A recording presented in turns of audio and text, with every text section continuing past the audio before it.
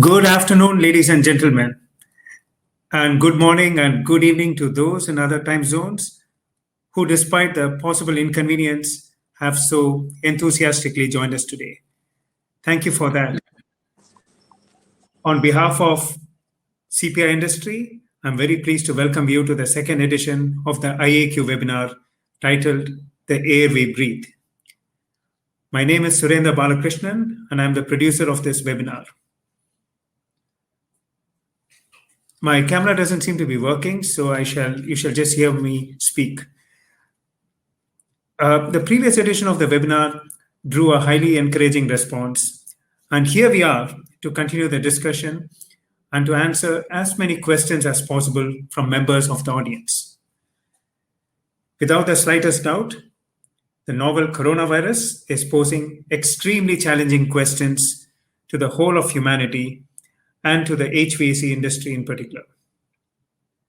By virtue of our focus on the built environment in terms of the air we breathe, we as an industry have a significant and powerful role to play in containing the spread of the disease. And this is not just limited to healthcare facilities where there is an acutely felt need for negative pressure rooms and sophisticated air filters, among other solutions to prevent cross-contamination.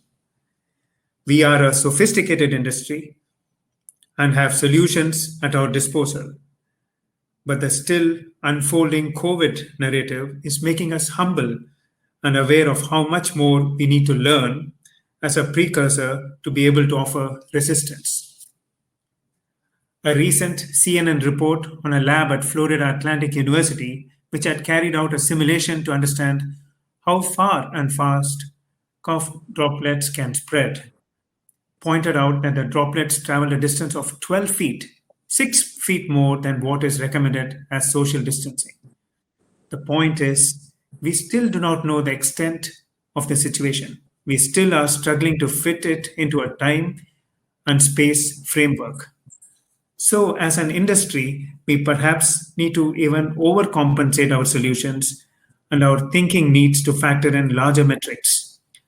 Now, by saying we need to overcompensate, I'm not suggesting we need to over-design our HVAC systems to capacity, a practice that is acknowledged as the bane of energy efficiency and sustainable development efforts. But we truly are facing extraordinary circumstances which call for extraordinary efforts in search of solutions in the COVID and post-COVID scenarios. One solution could be to increase the number of fresh air changes, but that is only the beginning. I am eager and enthusiastic to listen to the lineup of speakers today. I am as much enthusiastic about benefiting from the webinar chair, Dr. Iyad Al-Attar, who is a globally renowned expert on air filtration and an IAQ consultant.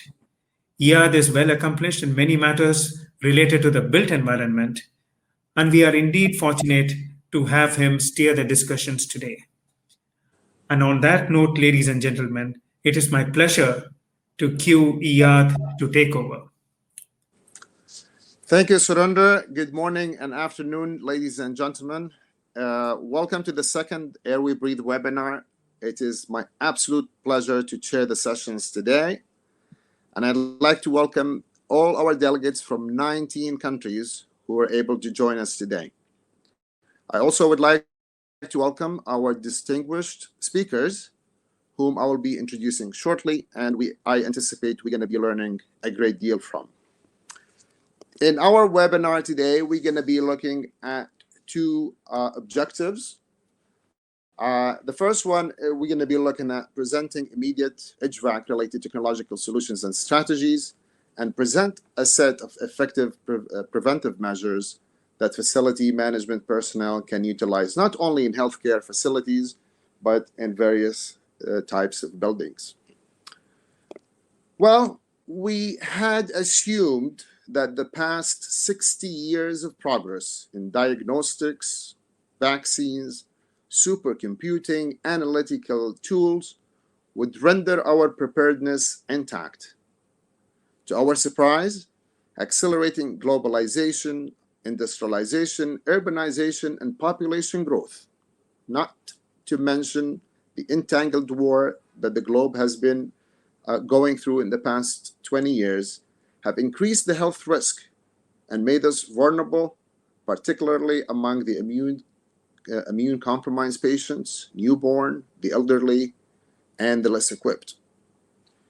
History depicts our early rejection of the blooms left by humans, and perhaps Turner's expression in his painting in 1832 to express his anger with industrialization is well pronounced in his painting.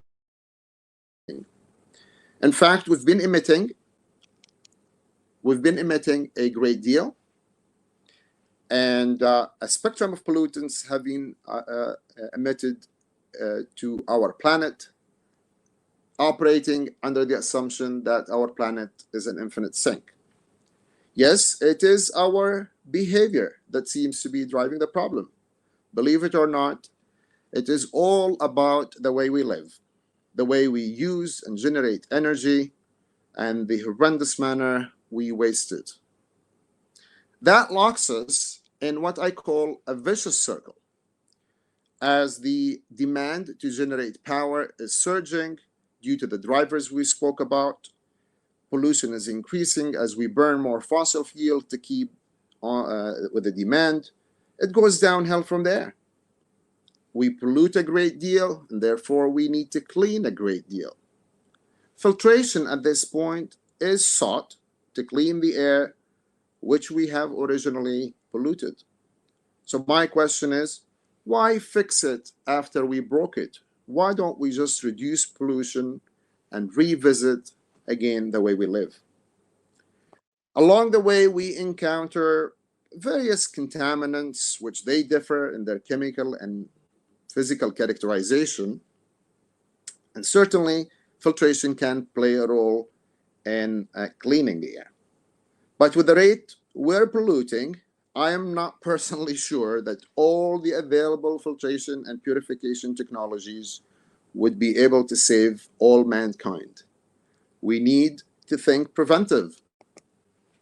And this is done by a virtue of capitalizing on the tools available, not the tools that are conventional and comfortable.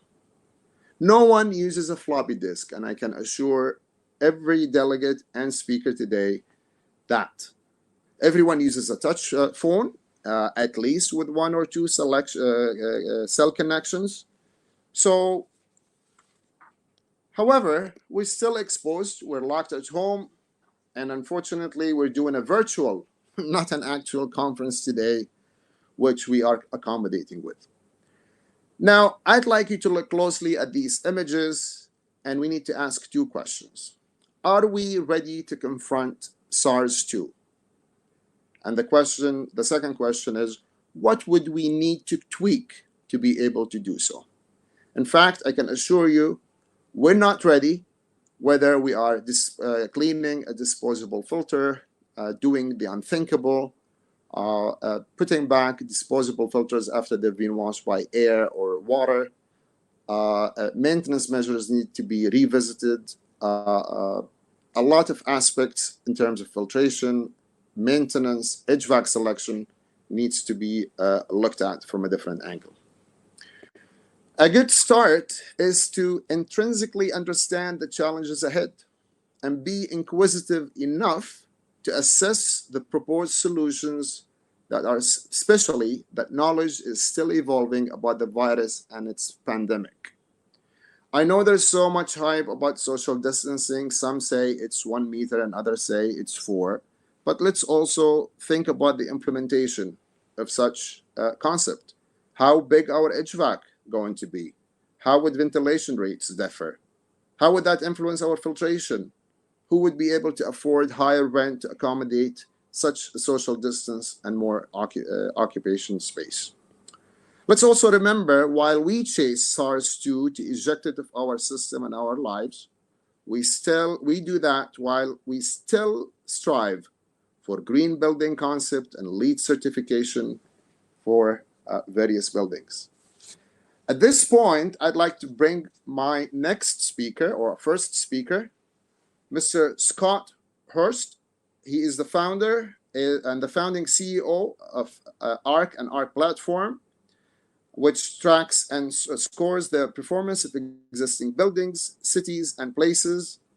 For 11 years, he oversaw LEAD as a program grew from hundreds to over 90,000 projects globally.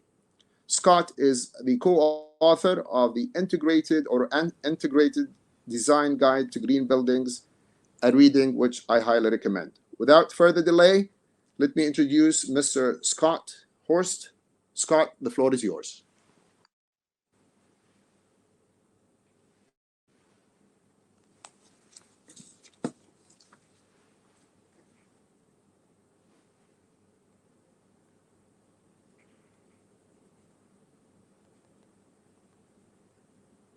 Thank you very much for the introduction, and it's a great pleasure to be here.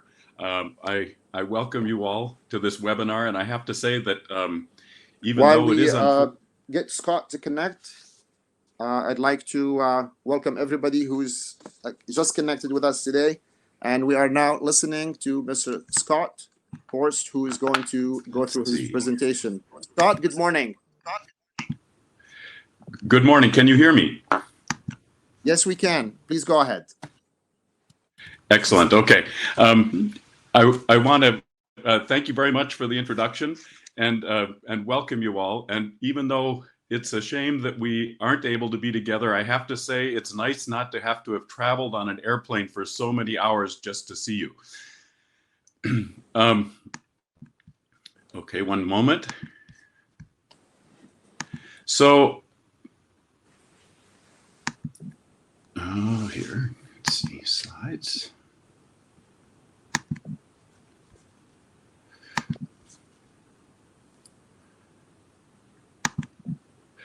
Okay, I don't seem to be able to move the slides forward, so please, there we go.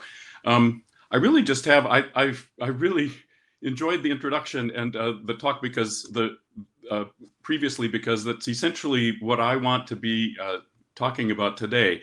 And I'm going to start with just a little story. Buzz Aldrin, who was one of the first 2 astronauts to stand on the moon, talked about going back to Earth. And he made a very beautiful point by saying that there's no such thing as a round trip when you're on the moon, that, that going back is a completely different trip.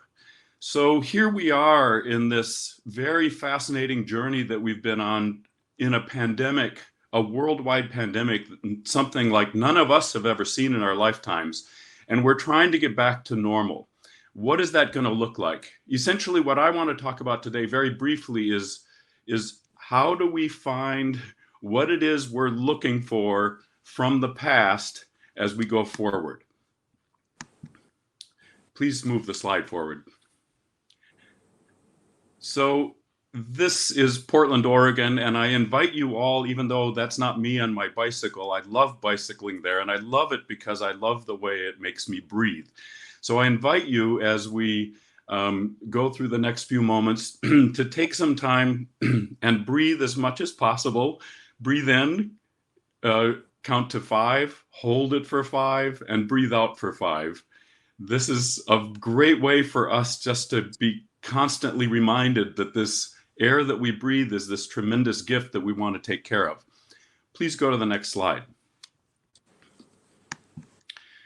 And of course, the point that has already been made is that, and next slide as well, go to the next 3 slides, please. The point is that the air we breathe indoors and outdoors is the same air.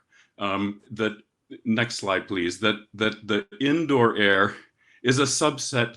Indoor air quality is a subset of all air quality, and that, as we saw just from those previous slides, a vast, tremendous amount of people on the planet are dealing with this outrageously bad air. Some studies suggest up to 95% of people on the planet are breathing unhealthy air. So the question isn't really just how do we focus on indoor air quality, it's how do we focus on all air quality so we can continue to improve indoor air quality as we go into buildings. The future is where we want to go. We want to understand what we've learned, what we want to do in order to get back to this place of normal and that excellent indoor air quality, but the past is our teacher. Let's go to a couple examples. I want to actually walk from way in the past up to today, very briefly as much as possible, to give you some examples of what has been learned in the past from pandemics, but also from the way that we've thought about buildings. Please go back. This first slide is from around 1900. And what was happening in 1900 is that it had been discovered in 1884 that the tuberculosis epidemic, which to that point had killed 1 in every 7 people in the entire world that had ever lived, over 1 billion people had been killed by tuberculosis at that point. And it had been discovered in 1884 that it was a bacterium. So this is one of the things that we got out of the tuberculosis pandemic, the ice cream cone. One of the things that had happened previously was that the people would get ice cream from something called a penny licker. It was a little glass jar, and they'd eat the ice cream and then hand it to the next person that would then put ice cream in. The ice cream cone came as a patent at that time in order to reduce spread of the bacteria. Next slide, please. And then, of course, because the bacteria was in air, there was a huge focus on air quality. This is an open air school in 1914, and you can see that the focus was on making sure that the bacterium didn't spread, so the air, this is in Virginia, United States, the windows were kept open all winter and the students were wrapped in blankets. Next slide, please. This is also an open air school nap time, just to show how important air quality was at the time. Next slide, please. Another thing that we got from that particular pandemic, which still exists, of course, is hemlines, because it was understood that the bacterium could last in saliva for over 24 hours, and people were spitting on the streets. Women's dresses previously to 1900 would drag on the ground. The hemlines lifted in order to not have them drag through spit or saliva. But of course, there are so many more design changes. The cities of Denver in the United States and Los Angeles were settled by people who had tuberculosis. And what you see when you go to those places are very large blocks, very big setbacks of buildings, very large openings of windows. So there were huge design changes that were part of reacting to what was happening in the world at the time. What are our design changes going to be? Please go to the next slide. Now, some other things, that last slide was 1928 during the Spanish flu epidemic, and you can see that the dresses had come up significantly. But what else was happening in the 1930s was very significant. Next slide, please. You can go through all these slides of air conditioning. Essentially, air conditioning became very inexpensive in the 1930s. And what happened was, it was the very first time that we closed up our buildings and focused on the ability, focused on exactly what was going on inside the building for quality of experience. But of course, that impacted significantly what was happening inside, because there was no fresh air coming in anymore. It's the first time that we were really set up to work against nature. Please go to the next slide. Next slide, please. Now, let's move very quickly into the 1960s. And what you had was a focus on energy efficiency, especially in the United States and Europe, that made buildings even tighter. The focus was on the envelope of the building. Now, with air conditioning and focus on the envelope, what happened is buildings became even tighter. Next slide, please. Ultimately, what this led to was an eruption of illness and fear that you see here, which was the Legionnaire's disease. So buildings became so tight that by the mid 1970s, just to save energy, and with almost no outdoor air coming in, it was a very dangerous situation.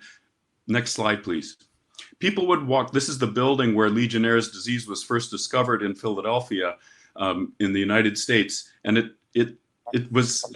I don't know if you all remember that time, but all of a sudden, it was very scary to walk into a commercial building because you didn't know what was lurking there. Now, of course, then, next slide, please. The way we reacted to that was, next slide, please, was a massive response of opening up buildings. Now, let's take, so what we had in the 1970s was buildings that were using equipment in order to function against nature. What we had in the 1990s was software that allowed us to very efficiently build really bad buildings. Next slide, please. We have many examples, next slide, please, of buildings that were built with software that we can see all over the planet that are little, essentially cookie cutters of very similar things. Go ahead on to the spec book. And what that really gave us was the ability to build the spec book by cutting and pasting. So our ability, again, our ability to build really poorly became incredibly efficient. Design almost died during that period, during the 1990s. Next slide, please. And this is really where LEED came in.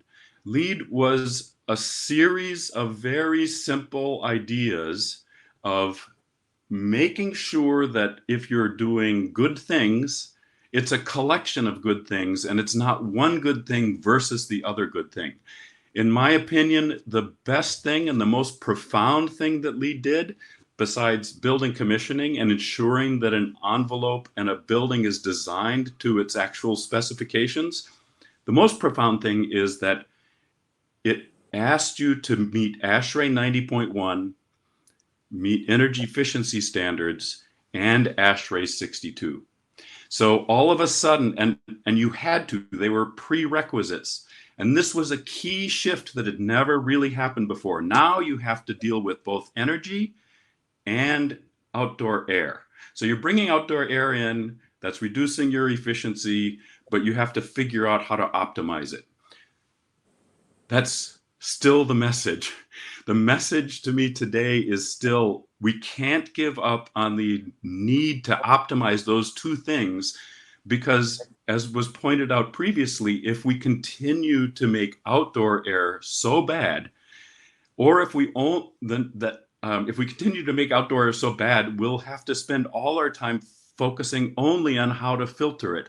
If, on the other hand, we spend all our time only focusing on climate change and we don't care about what's happening inside buildings, we'll be creating very unhealthy spaces.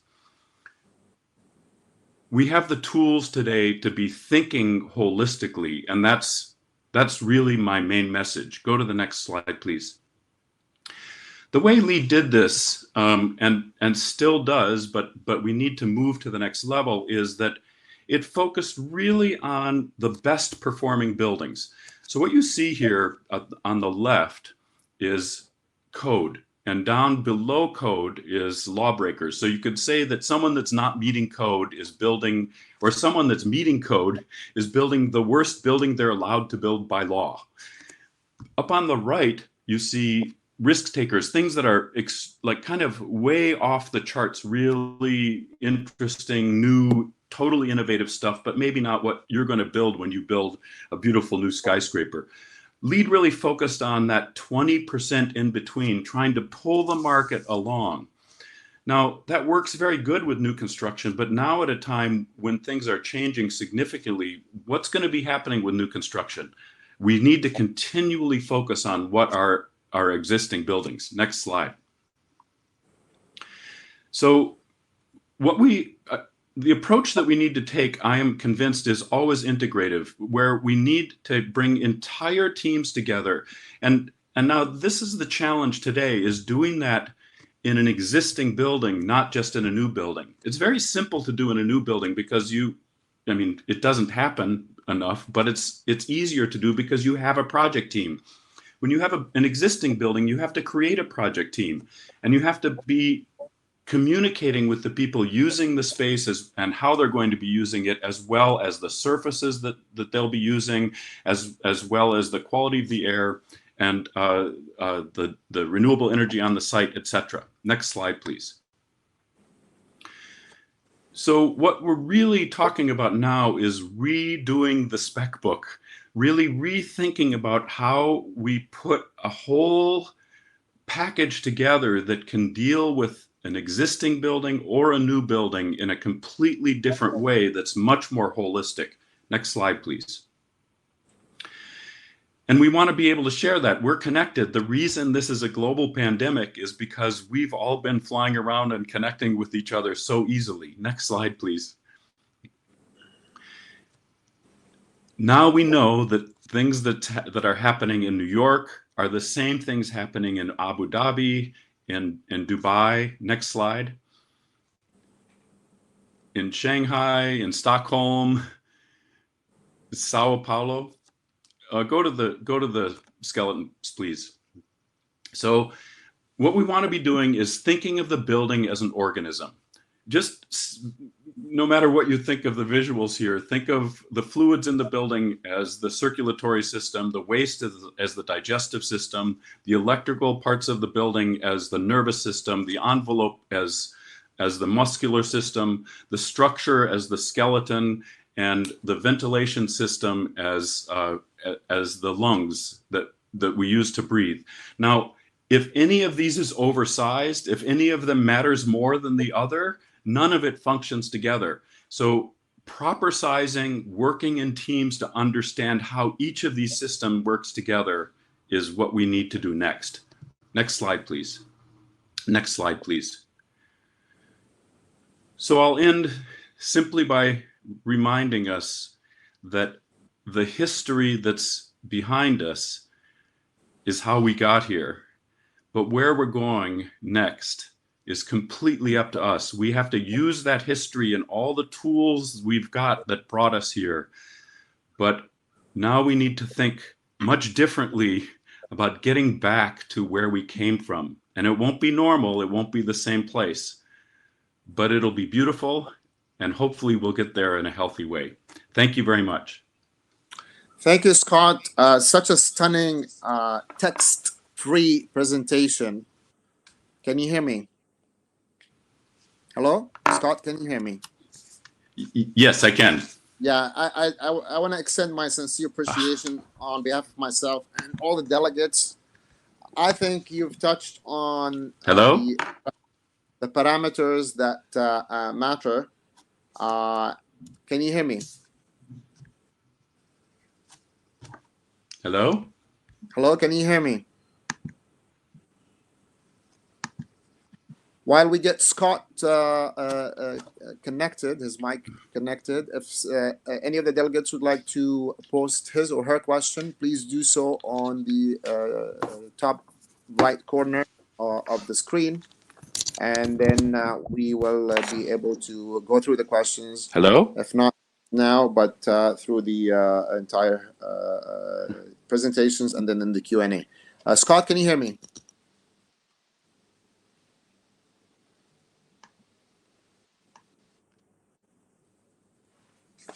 Scott, can you hear me? Yes, I can. Can you hear me? Yes. I was about to say sincere appreciation for the amazing presentation that you have shared with us. I like everything in it. I'm sure the audience also enjoyed it. It's text-free. It's a lot of concepts, a lot of passion, and we can see your soul is in every slide and every concept of it. Scott, your CV speaks for itself. You've been everywhere from South America to Japan, and from North America to Australia. From your point of view, what parameters we need to tweak now, and how many of these parameters are location sensitive? What is it that I can do in the Gulf region here in Abu Dhabi or Kuwait that I don't have to look at maybe in North America. How much is of what we're doing is location sensitive? And from your point of view, what do you like to tweak right now to confront the pandemic? Well, again, can you hear me? Yes, I can. Go ahead. Okay. Yeah, I mean, it's a great question. I know that in the Gulf area where you are, you face very specific issues related to humidity, correct, inside buildings. I am convinced that every issue needs to be local, that every focus, everything that we should do is focus on what we can learn from others, but make it local, apply it in a local way.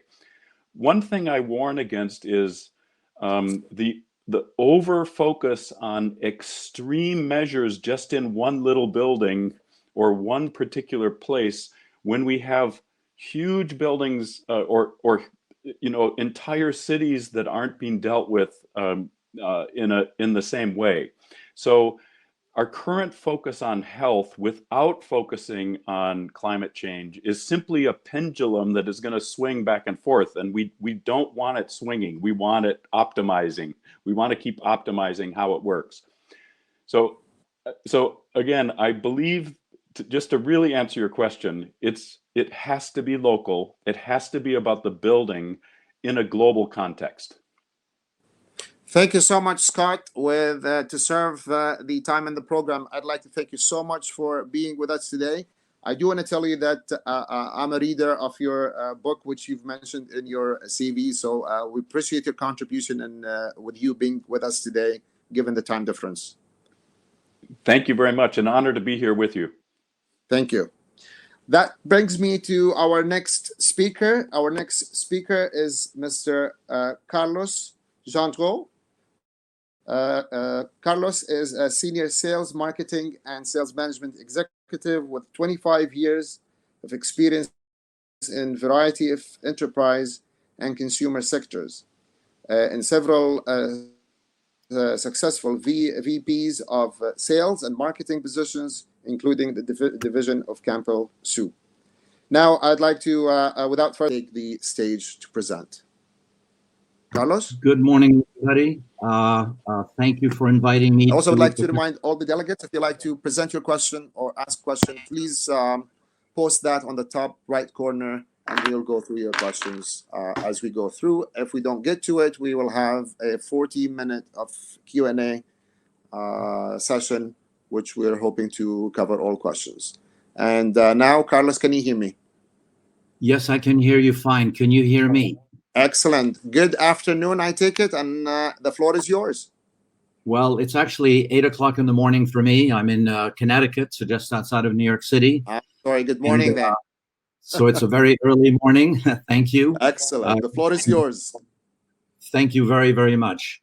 I've put on the screen the presentation that I will be giving, but first I'd like to acknowledge Scott for a wonderful presentation and all the good work that the USGBC is doing. We are members of the USGBC, the company that I work for. We've been very active with you folks for a while. And one of the things that we like that is very strong and a key part of what the work you do is the ability to monitor the air quality in order to meet these standards. It's one thing to change the rules and to create the new design standards and to adhere to them, but also to be able to monitor them to make sure that the changes that you implement are working, and to be able to report on them and track them and make ongoing changes as you go. What I'd like to talk about is bipolar ionization as it is used as a means of improving the air quality inside of buildings. This is something that we obviously are living with right now in a very acute way. And everybody is the big question that I'm getting from people that are contacting us, that I'm talking to every day, is what happens when we go back to work and we go back into our buildings? How do we protect ourselves in order to have as safe as possible an environments to deal with this pandemic? And it also, by the way, if you apply some of these measures, will help you with the rest of the indoor environment, as Scott was pointing out to. And so we have been working very closely with the designer community, all of these engineers, architects, builders, developers, to introduce and educate them and participate with them in improving our indoor air quality, and including some of the consultants that are in the Gulf region that are very active and very receptive to this kind of a message and this kind of an approach. This has allowed us to expand the knowledge, the education about what we can do to our indoor environments to promote pristine health and wellness in the workplace in all of these different sectors where people live, work, and play. Given that we spend 90% of our lives indoors, as Scott was mentioning, we've been spending a lot of time and in our lifestyles improving the water that we drink and the type of food that we eat. But now we're starting to pay attention to the indoor air quality that we breathe, because as reported by many organizations like the EPA, 50% of all illnesses are caused by indoor air pollution. A number of organizations, including Gensler Architects, with whom we work closely for many years, they've zeroed in on what are the costs of operating a building or an organization. When you consider that 1% of your annual operating costs go to energy, just under 10% goes towards operations and rent.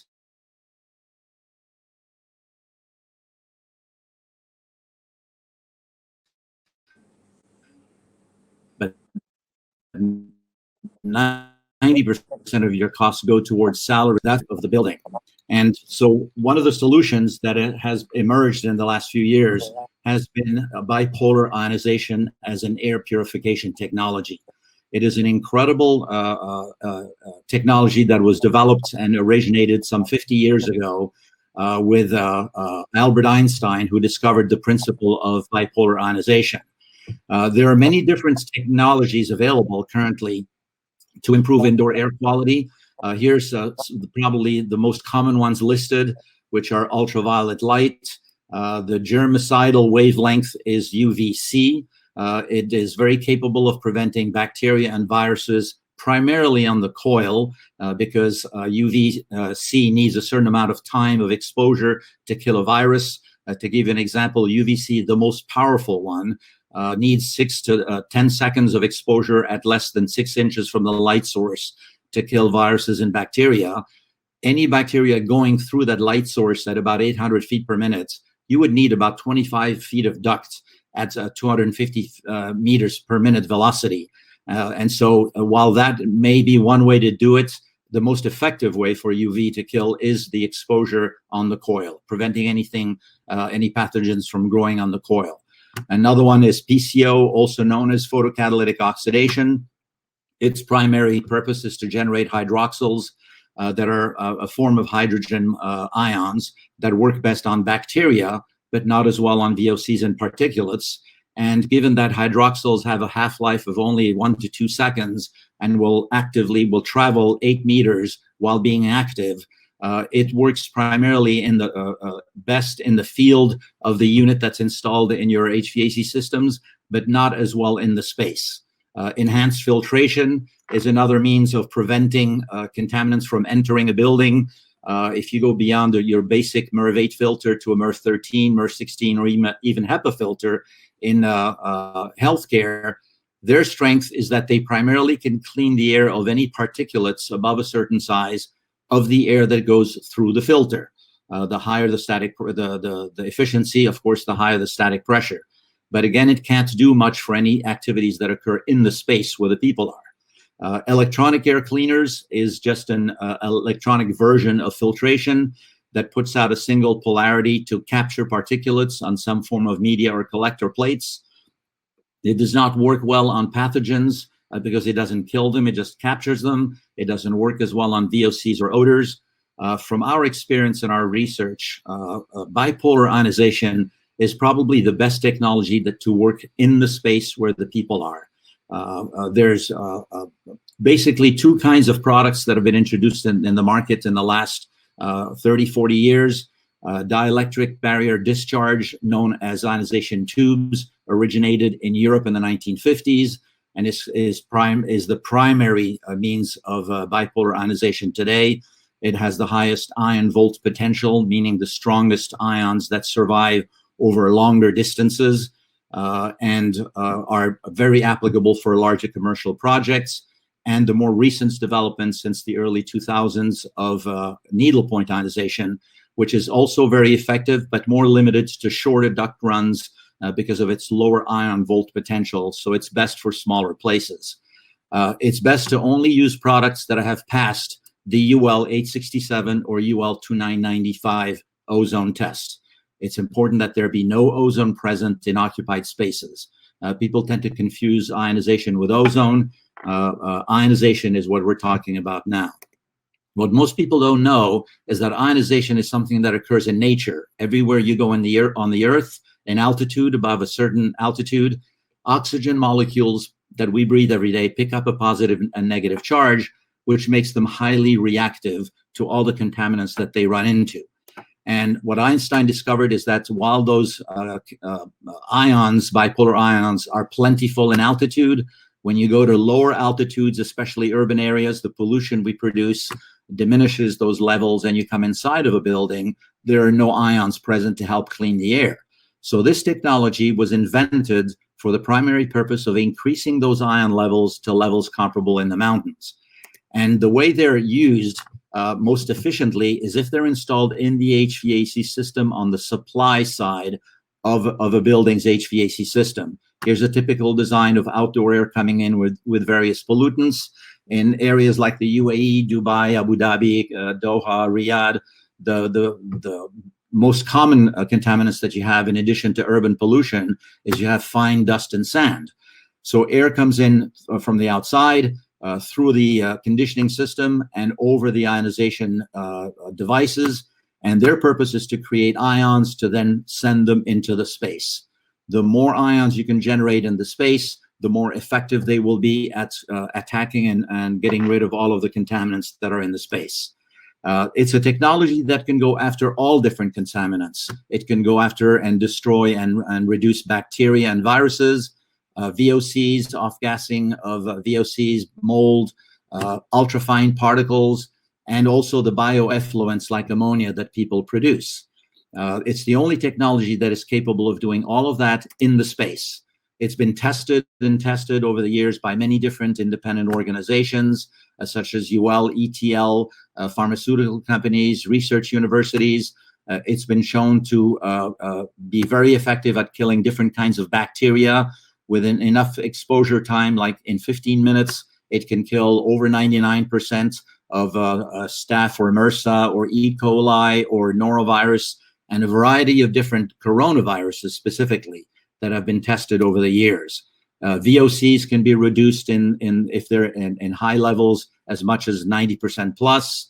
There are authorities like Dr. Phil Tierno, who's on the Global Hygiene Council, that have studied this technology and written papers about it, him and many others before him, and deemed it very effective and at the same time very safe.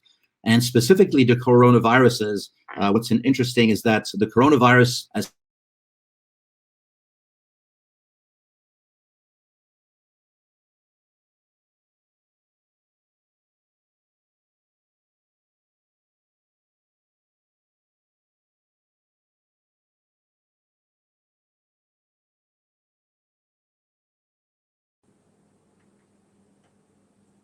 Hey, Carlos, can you hear me?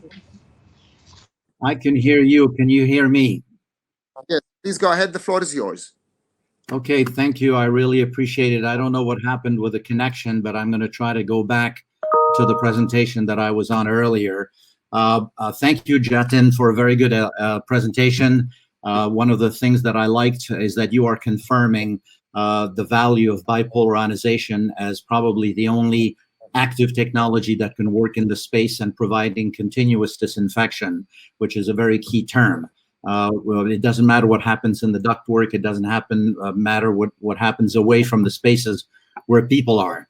And the performance of bipolar ionization has been confirmed with research publications for the last 20, 30, 40 years. There's documents going back to Europe to the 1970s that confirm all of that. Not only does it perform extremely well on dealing with airborne contaminants, particularly the bacterial viral kind, but also its safety, because it does not affect DNA of the bacteria or the viruses that it deals with and neutralizes. It does not cause cancer or anything harmful to humans.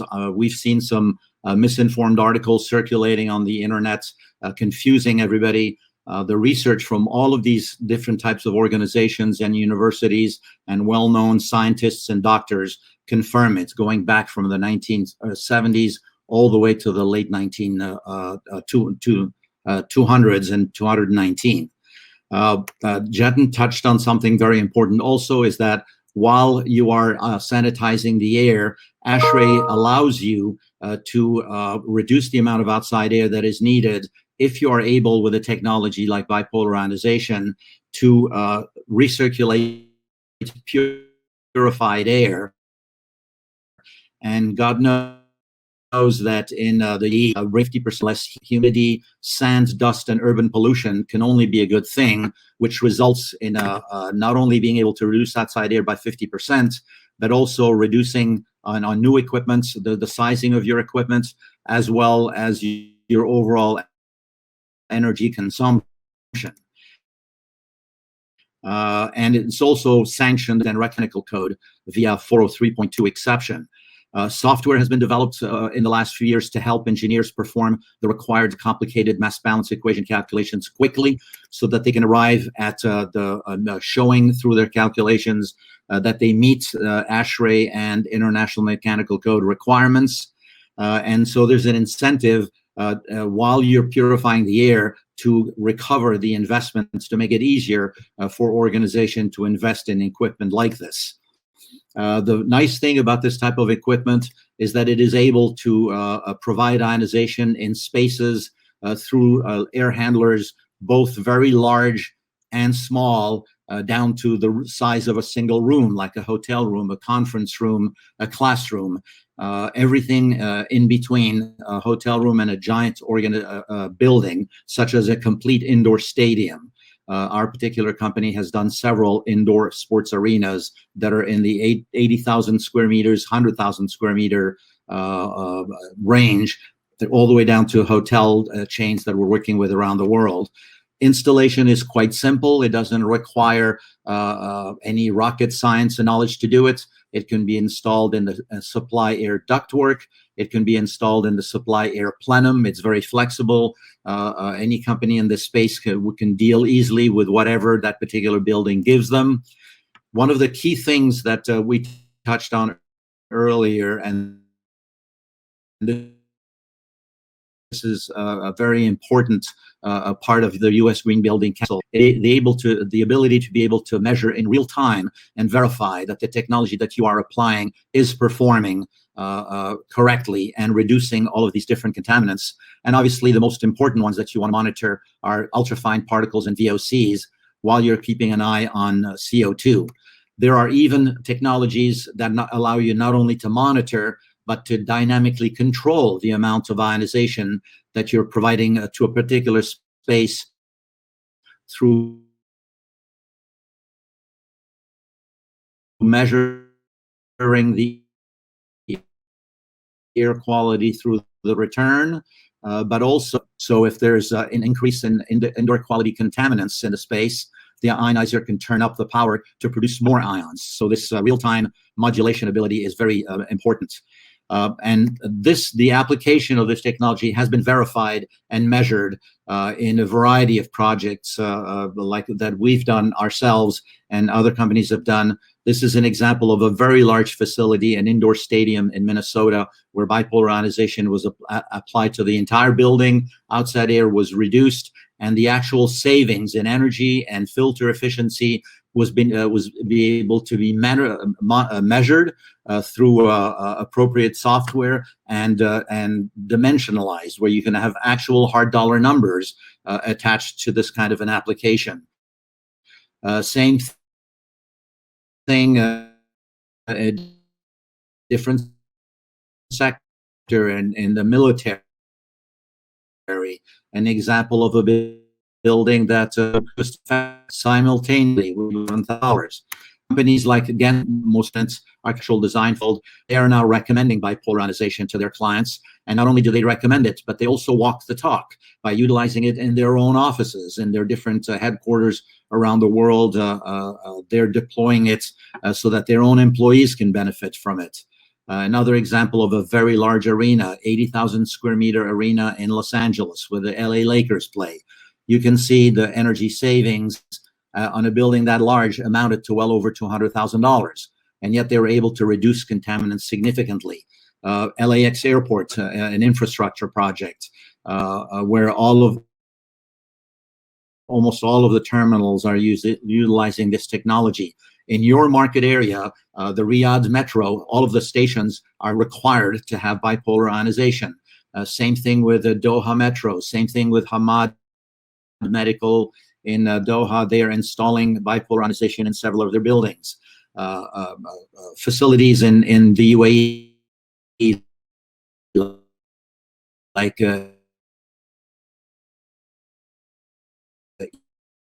EMAR,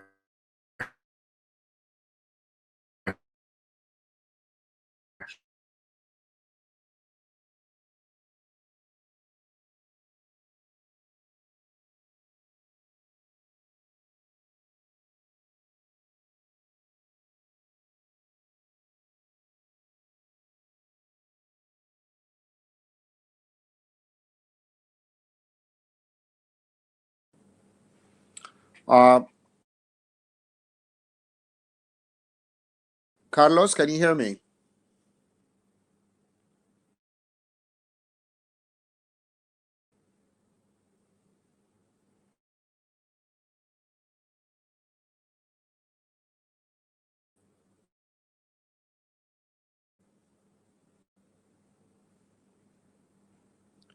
Okay. So thank you, Carlos. Now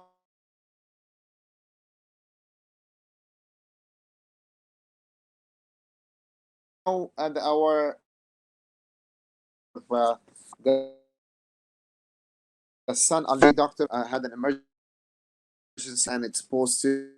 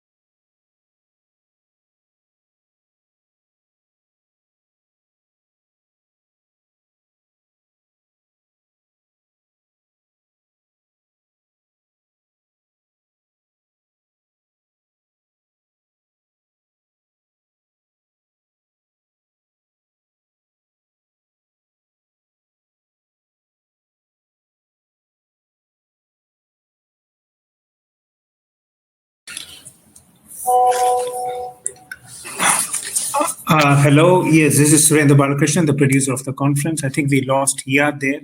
So as Iyad was saying before we lost him, we have to go to the Q&A session. Carlos, can you hear me? Yes, I can hear you. Can you hear me? Yes. Are you almost done with Surendra? Yes. Okay. Iyad's back. So Iyad, the mic's over to you. Yeah, I introduced Engineer Shafiq Rahman. I also introduced Mr. Anbu. I will also. Did you hear that? No, we did not. I think we lost you there. Okay. I'm just asking Carlos if he needs a minute to wrap up his presentation. Yes. Okay, go ahead. Yes. Can you hear me now? Go ahead. Yes. Okay. Thank you. I was basically done. And what I wanted to do is just mention first of all, for the opportunity to speak with you, but also wanted to mention that in the local markets, or the co-sponsor of this event was Wotech FZE, a well-established business in Dubai and in the UAE and in the Middle East, representing our particular company. Anybody locally that has questions about bipolar ionization in general, how it can benefit their particular building, you can receive information locally by two key people at Wotech that are very well versed on this technology. So feel free to reach out to them. Climate control folks and the presenters of this webinar have everybody's contact information, as well as Wotech to us if you have any additional questions. Thank you, Carlos. Thank you. Thank you, Carlos. And to serve our time appropriately, I'd like to introduce our next speaker. Our next speaker is Mr. Jatin Sachdeva. Jatin is the founder and the general manager of IAQ, with over 22 years of experience, including business setup, operation, and project management for engineering, IT, and supply chain functions across the Gulf, Africa, Asia Pacific region.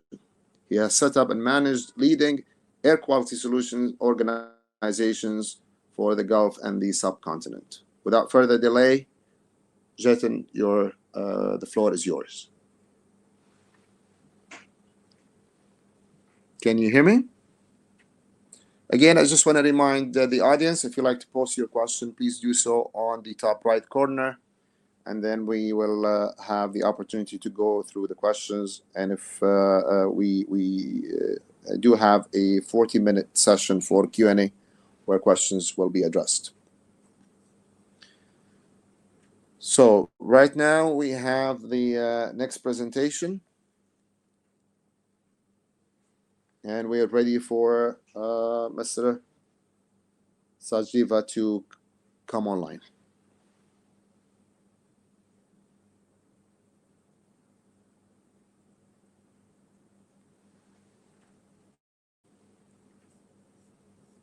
Hello, everybody. Can you hear me? Oh, okay. I'm sorry.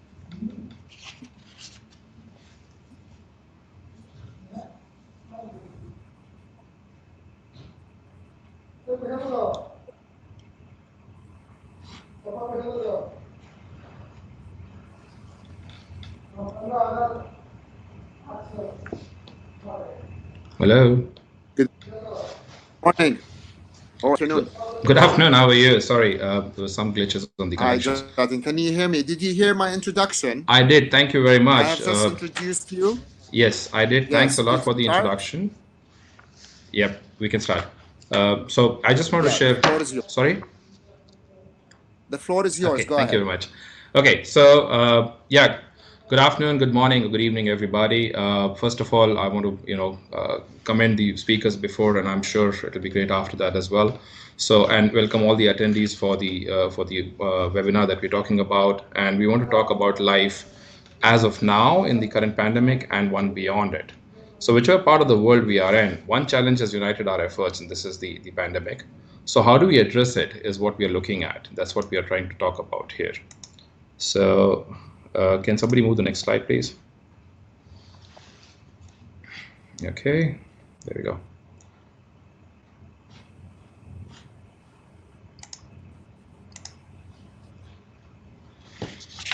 Okay, so what we're going to talk about today's topic is we want to touch upon how we approach air quality in a comprehensive manner, and during and also after the current COVID-19 challenge. So integrated technology is the way forward, and I will talk about two of them today: UVGI and bipolar ionization, which Carlos has already mentioned. So a little bit to touch upon that. And the purpose of this talk is to actually trigger upon the approach of a C3, which is something which I'm going to define later, for planning and execution. So what we're talking about, the outputs or the outline of the discussion today will be the air quality continuum. What do you mean by that? Is a continuous approach to air quality is going to be, or air quality management is going to be a critical factor in IAQ scenarios going forward. So to assist in the traditional filtration, air treatment is going to be the new normal. And we talk about 2 air treatment technologies as I discussed. While discussing the technologies, we also want to share some of our applications in the hospitals. And also we can draw inferences of the applicability of those in the other sectors. So this is an oversimplified drawing or a representation of a HVAC cycle. And why I'm measured oversimplified is because we want to talk about the air quality as a focus within that. So if you take about the intake or the recirculation of air, conditioning, supply, and exhaust is the full loop. Now, there are 2 parts which has been always talked about is measuring and maintaining. However, there is always a challenge that we always come up with the, giving low marks on quality of maintenance. The maintenance is dependent on many variables. So do we have, option where we can disrupt the maintenance cycle and improve the overall efficiencies? And maintenance is also a retrospective focus. So what we want to do is how we want to take care of that. So for that to understand, let's look at the air quality spectrum. And air quality spectrum is almost divided equally between particulates, bioaerosols, and VOCs. VOC is a little lesser than the other 2. And what is more important is how we look at this chart, especially when we start measuring the air quality in terms of microns and other levels. So that's something which we want to look at. And when we look at that, it's a very interesting measure that you will see that, just for comparison, a hair strand will be about 150 microns. So we're talking about 99% of all airborne particles are passing through a typical filter because they're less than 3 microns, until we go to HEPA and the ELPA filters. So that's something we always need to look at. And, this highlights the limitation of just filtration alone. And then also the most important part is how small the particles behave in the air. How small particles behave in the air in terms of staying airborne. Now, when we talk about the coronavirus pandemic, the bigger droplets, which is when you sneeze, gets dropped off by between 6 and 12 feet. But there are many droplet nuclei that stay airborne, and the actual size, if anybody wants to guess, is much lesser than 1 micron for a coronavirus. So if there are few of those in small nuclei, they are floating around, they will stay airborne for a longer time. And there is a jury out there about saying how long the airborne, the particles, coronavirus stays airborne and also transmits through the HVAC systems. So there are various approaches about partitioning, sectioning the rooms for HVAC that will take a long time to economically achieve it. And in addition to just fine filtration and sanitization, sanitization is also a retrospective scenario. So we also want to understand, will it treat the air on a concurrent basis? And this is where I want to talk about a concept called C3, which is concurrent contamination control. I think I've lost the slide somewhere. So concurrent contamination control, we call it, or you can even call it continuous contamination control.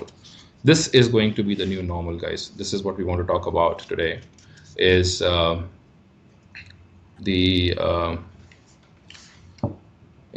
I guess, sorry.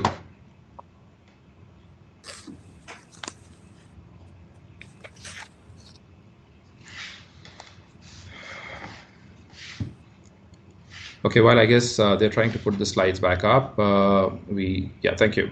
So we talk about constant contamination control or concurrent contamination control, which is a new concept called C3, which is the approach that we're looking at. Now, before we move forward, let's look at how we can assist the existing filtration system, which is the most common way of treating the air quality.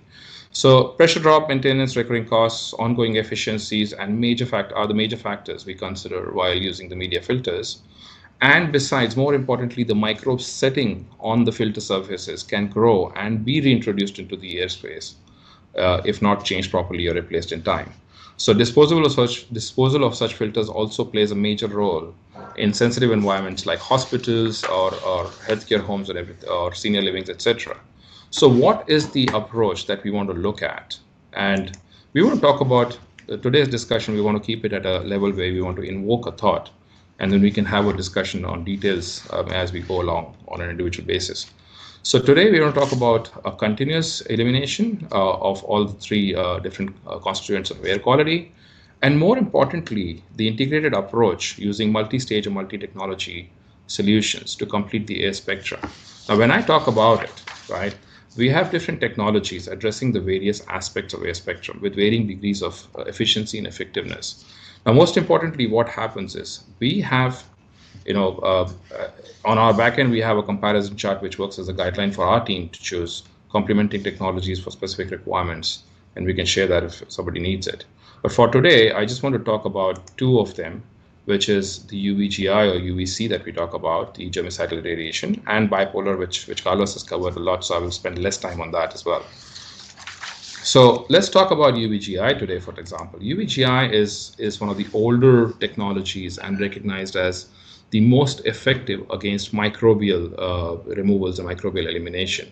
It has a lot of benefits in terms of HVAC operational costs, especially, as you said, also about on the cooling coils. It is very effective in removing mold, mildew, bacteria, viruses, and allergens. Also, obviously, it works on the VOCs and particulates, but the effectiveness on the biofilms is very important. Now, what do we mean by a biofilm? Biofilm is basically, is a film that is formed on the cooling coils, which becomes the breeding ground for microbes. And a lot of microbes are actually growing. And when Scott mentioned about 1930s, the Legionella disease was actually starting from the biofilms being created and accumulating over there. So this is what we're trying to look at. A biofilm also reduces the efficiency. A 0.15 mm of biofilm coating reduces the efficiency by 16%, and just a 1.6 mm reduces it by 50%. So between manual cleanings, the efficiency efficiency drops down, and we can see a kind of a saw blade pattern of efficiency dropping down. And besides, these microbes get mixed up into the airstream and contaminate the supply ducts and the rooms too. So this is where we talk about joint technologies working together. Now, when we have to clean the biofilms, it is very important that we use the right standards to clean the biofilms. And this is where it is very important that we calculate what is the dose of UVC or the intensity, what you want to call it, is minimum 1225 microwatt second per centimeter square. I'll just call it units at the darkest spot within the cooling coil. Now, when we talk about cooling coil, we also look at putting the cooling coil on the downstream level, which has a few major benefits. One of them is that it also makes sure that the supply air is contaminant free.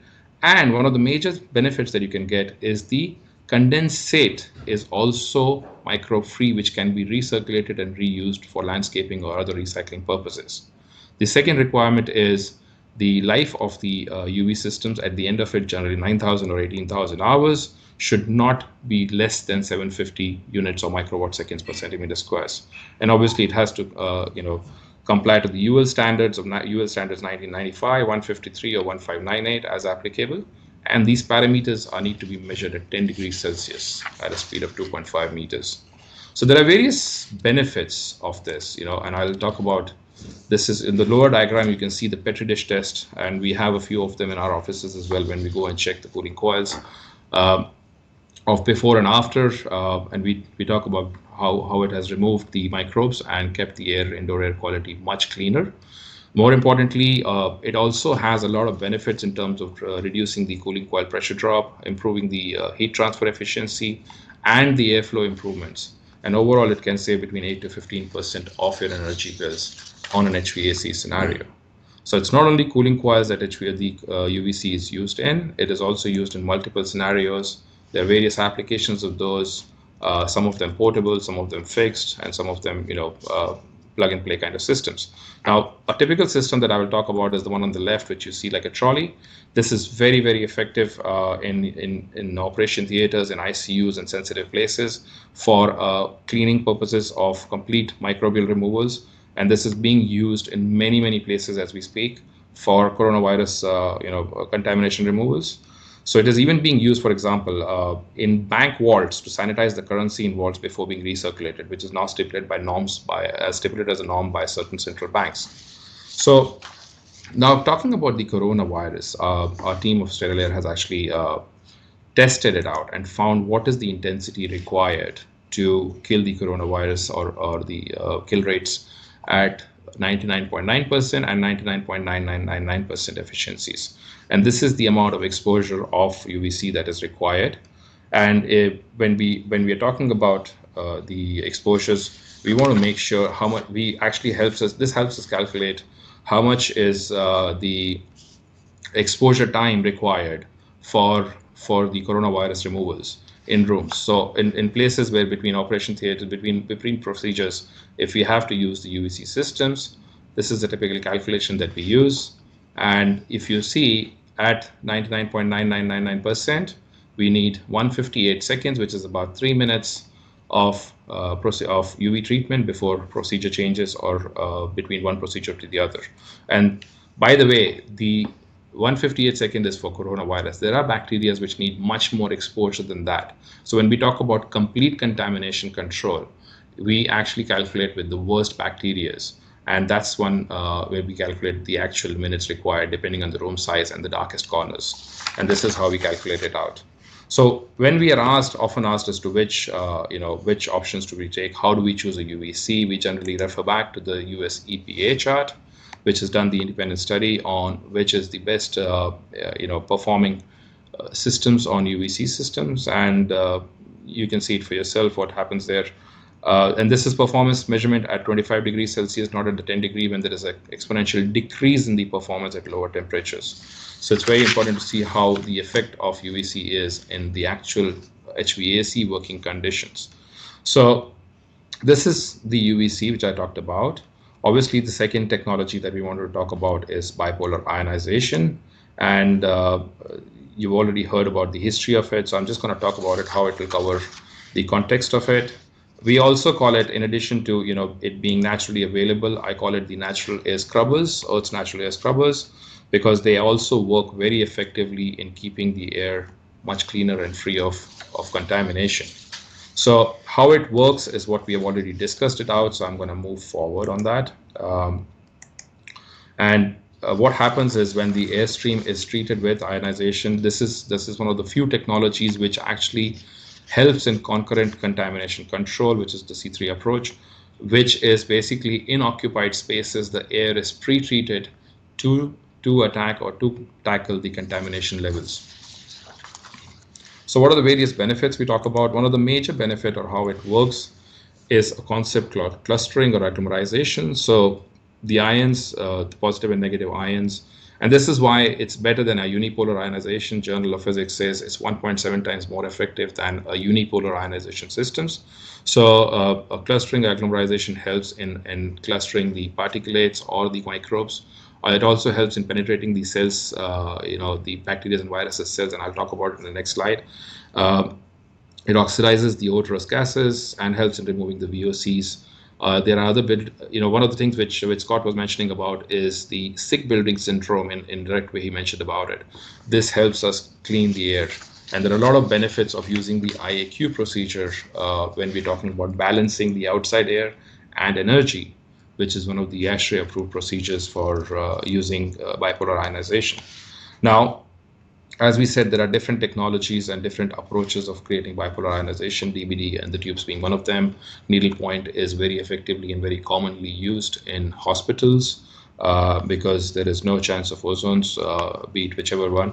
And then there are added advantages of using plasma ionization, especially for energy efficiencies that we're talking about.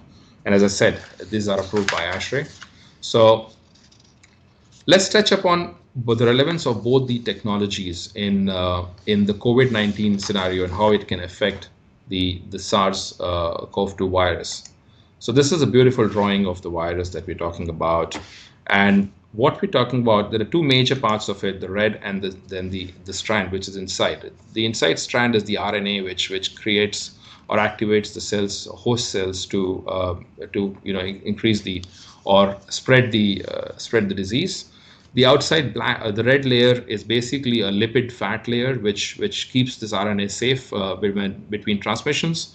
And the whole approach of all the technologies, be it sanitizers, be it soaps, be it UVC or be it ionization, is trying to rupture this lipid fat and neutralize the RNA inside. So I'm trying to simplify the approach of how it is doing. Obviously, the technology, and there is a very complicated process. Yes. Sorry, you're gonna have to wrap up. We're a little bit over time here, so if you can take 30 seconds to wrap up. Okay, cool. Right. So we go back to the fact of how it's applied in hospitals. I think we'll have to skip this part. So we talk about the various applications of these solutions, and at the end of the day, we want to make sure that we have we have addressed different aspects of it, and the integrated technology approach is what we are looking at. And in the end, we are looking at integrated approach as the new normal. Continuous contamination control or concurrent contamination control is one of the better answers from a design perspective for your right applications. And also understand the IAQ need not be costly. It has efficiency benefits as well and can be an ROI model. So in the end, I just want to thank everybody, as the intention was to trigger a thought, because there's a big topic to cover here, and as to use, to trigger thought about how use air quality solutions from a comprehensive manner. So, thank you very much. Thank you so much, Jatin. I appreciate the presentation, and I think you've covered a wide spectrum of topics and parameters. Let me now please buzz Carlos Janjo. He is a senior sales, marketing, and management executive with over 20 years experience in variety of expertise and consumer sectors, in several successful VPs of sales marketing positions, including division of Campo Soup. Next, we also like to introduce and bring on board Mr. Jatin Sandiva. Jatin has done a great presentation a few minutes ago, and he is the founder and the general manager of Pure with over 20 years of experience, including business setup, operation, and project management for engineering, IT, and supply chain functions across the Gulf, Africa, and other regions. We also have engineer Kandasamy Ambu. Mr. Ambu is a managing director at the Pro Lead Engineering Consultant. He's a mechanical engineer with over 30 years of experience, and 25 of those 30 years are in the Middle East. He worked with leading industries such as Atkins, Arabtech, and others. Our last but not least, engineer Muhammad Shafiq Rahman, a senior HVAC engineer at Gulf Consultant Offices in Kuwait. Engineer Shafiq is presently working as the senior HVAC engineer at Kuwait International Airport T2. He has extensive hands-on experience as a contractor for 8 years and has been in the supervision and the design departments for over 23 years, projects in healthcare, academic buildings, commercial, industrial sectors. Gentlemen, welcome and good evening or good afternoon. And good morning for Carlos. Can everyone hear me? I can hear you fine. Are we still on live? Yes, we are. Then, Carlos, first question goes to you from Mr. Sunil Khanna. His question is, what are the IAQ pollutants considered to be most important apart from carbon dioxide, VOCs, particulate matter, formaldehyde? Basically, Sunil is asking, what other pollutants other than the ones we hear on a frequent basis that we should worry about? Different buildings accumulate and build into them different types of contaminants depending on the building, what is being done inside the building, and the urban outdoor environments that they are located in. What's interesting and very useful about this technology is that it works on a very wide variety of VOCs and microorganisms and viruses and bacteria, etc. It's not limited to a few. There are actually very few VOCs that this technology does not work at breaking down. Most of those are pretty rare industrial VOCs, as opposed to the common ones that you find in your average workplace, such as formaldehyde, ethanol, Those are the two big ones. The bioeffluents that come off of our own bodies, such as ammonia. And then you've got some more obscure ones like you would find in the ASHRAE handbook, like styrene, benzene, toluene. When we perform the IAQ procedure to allow you to reduce outside air, it asks you to perform mass balance equation calculations to predict the levels of certain specific contaminants. And those contaminants can vary slightly from application to application, like an office building or a school or a little bit more industrial facility. And so those calculations actually require you to track those. In our particular case, we can predict the levels of those contaminants with bipolar ionization running because of 15 years of before and after testing and measuring those contaminants. We are able to predict pretty accurately their levels, which they're typically 70 to 80% lower than if you do not have bipolar ionization running. And I hope that answers your question. Yeah, thank you, Carlos. Let me take it to Mr. Ambu. Can you hear me? Yeah. Yeah. Good afternoon. I know you're in UAE, so there's a question for you from Mr. Patil, and he's asking why there is so much emphasis on filtering or improving the indoor air quality, and not really placing our emphasis, at least equally, on the urban air quality. Why is all the focus going towards the indoor quality? I can say the main thing is that even in places like UAE, people spend 90% of their time indoors. And if you look at virtually for 6 months of the year, people can't even step out most of the time. They are staying indoors. So that's one of the reasons why the focus is on indoor air quality. Because that's the simple answer I can say. Because because you're working in the office environment for more than 10 hours, and when you come back again, you are going to be in a conditioned area. So this is why the emphasis and the focus is on the indoor air quality. Thank you. Let me take it to Engineer Shafiq. Engineer Shafiq, you have a vast experience in indoor spaces, and right now you're looking at a iconic project like Kuwait International Airport. I think there is no better time to discuss better indoor air quality, than right now.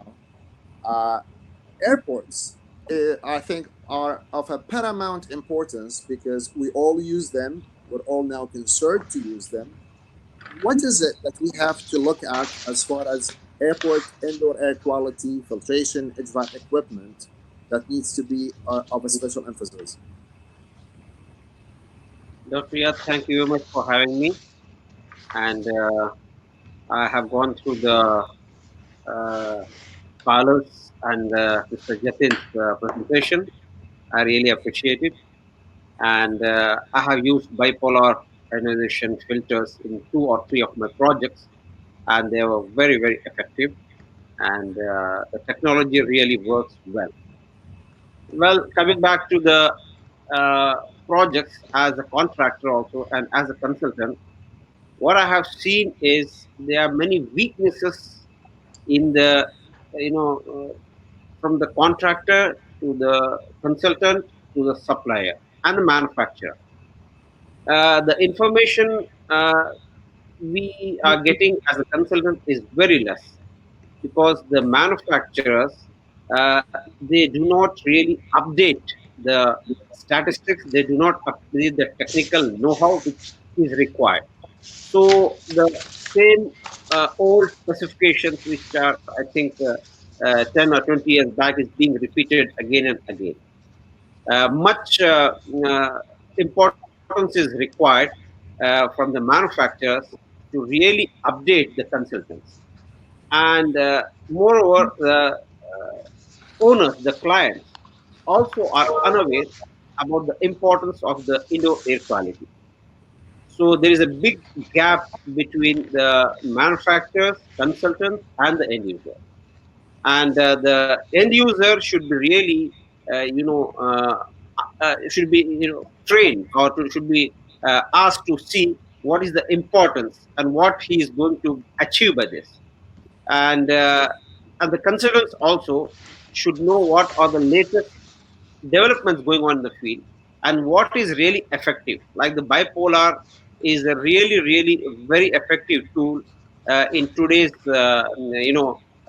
cases of corona and so and so. And Thank you, Engineer Shafiq. Thank you. I want to pick up on this point. Jatin, I drop it on your table. You've heard Engineer Shafiq. Too many gaps to close. Technology is working. It's proven to be effective. Sure. Two questions for you now. One is how to close the gaps, and another question from Mr. Mohammed. He's asking, can your technology be replaced with UVG, or would it work with it? So I'm not sure, what he refers by with it, but I think if you can answer those questions, how we close the gap, and what Okay. can we do to do So, it?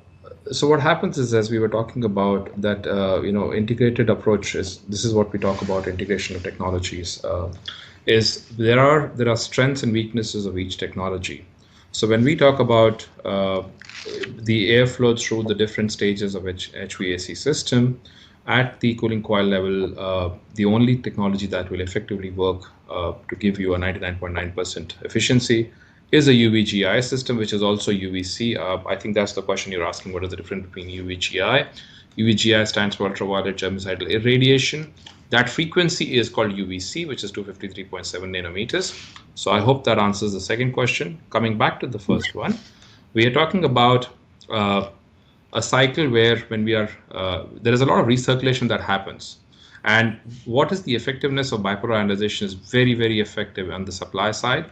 However, to complement that on the return side, when we are using either a UVC system or any other technology that we talk about, it complements the effectiveness of these systems. And so I'll give you a very typical example. A 90%, when you're talking about recirculation scenario, especially in FCUs where it's 100% recirculation, or in other scenarios, a 90% efficiency of a 90% efficiency of a 90% efficiency is actually very low. It's almost like 70%.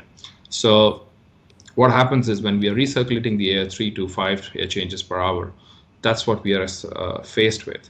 So the addressing of contamination at different levels, be it at the cooling coil level, be it on the supply air level, or be it at the exhaust level, depending on the sensitivity of the building that we're talking about, is how we calculate our solutions. And the only thing we have to be very careful with is there are some complementing technologies and some contradicting technologies. So this is where we always talk on a project-to-project basis as to which solutions work best. Commonly, UVC is great for cooling coils and mostly on the exhaust side, especially when we're talking about removing the air from isolation rooms and hospitals or any sensitive area. And yes, for a continuous contamination in the in-room scenarios, ionization is one of the better solutions. Thank you, Jatin. Carlos, Thank you. we have a question for you regarding HEPA filters. How effective are they? Can they confront coronavirus, SARS-1, SARS-2? And why is it there's only focus on the coronavirus? If we reposition our system now to take care of certain pollutants, what would happen after 10 months if we have another pandemic and another virus? Are we going to keep on tweaking our system as we go along? Carlos? Okay, well, you have to understand that, as Jatin pointed out, you needed an integrated approach involving multiple solutions. No one solution cures all of the problems. You have to combine them. Filtration's primarily purpose is to prevent particulate type of contaminants that are physical from penetrating from the outside into a space. And it serves as a blocker. And the more efficient the filter, the higher efficiency rating, from MERV 8 to MERV 13 to MERV 16, all the way to a HEPA filter, which can block ultrafine particles, is to prevent those particles from coming into the space. And some of those particles can be carriers of viruses and bacteria. But that is the only limitation of the filtration, is that it can only see and stop what comes through it. There are activities occurring in the space where someone comes in carrying a bacteria, coughs, puts it into the air. For that filter to catch it, that bacteria has to go back through the return to the filter. So that is the purpose of the filter.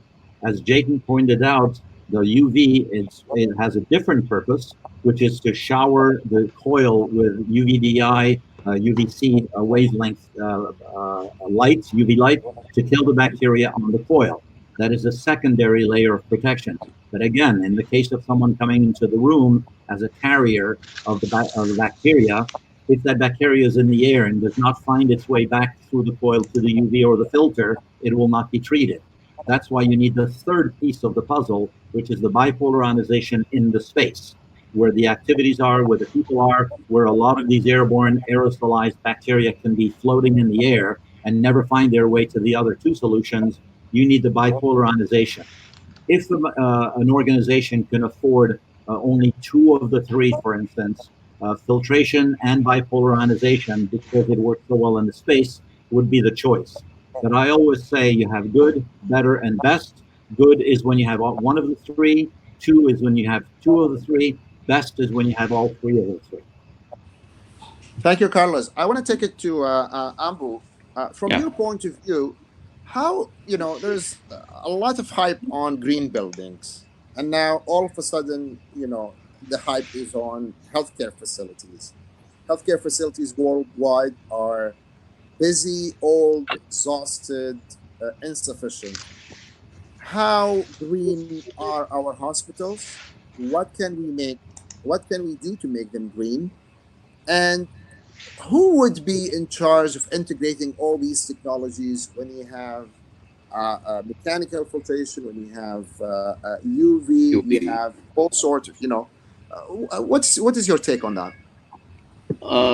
Just I'll talk from, say, the UAE and Dubai perspective, whether even the healthcare facilities or any other facility, where you talk about green buildings and energy saving, which is a primary concern, where people have been trying to follow, say, one is say ASHRAE 62.1, ASHRAE 90.1 in terms of energy, and you try and achieve the LEED certification process, which is one of the main criteria.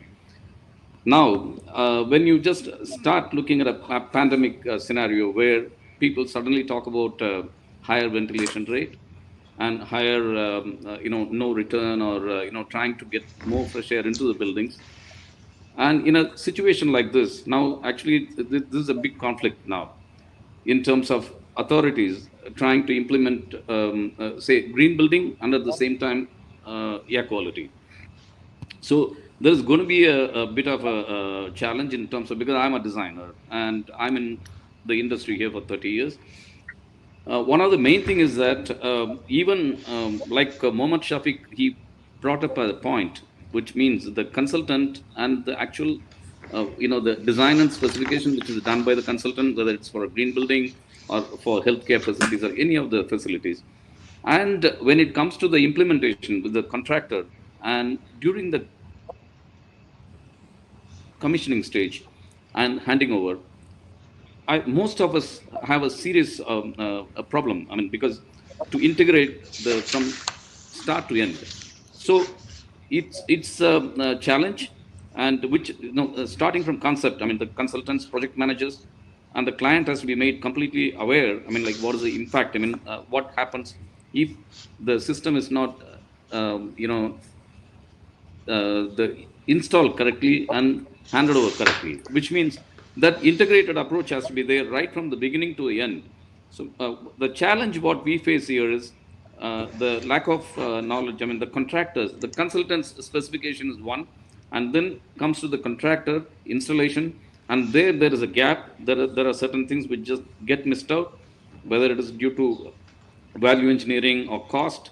The people try to just compromise on that, and in the end, the commissioning and handing over process, which people, I think even the ones which have been just installed, they are not commissioned and handed over properly. Excellent point. Let me take it to Engineer Shafiq. I see he's smiling. Engineer Shafiq, we cannot be building hospitals overnight, and if you're about to design a hospital today, we're probably going to see it, coming in the next couple of years or 3 years. From your point of view, how much can we blame filtration? I mean, is it all filtration? Is it all air conditioning? If you're a decision maker today, what is it that you would tweak first? First of all, I think the most important point is after the consultant, after the installation, the maintenance.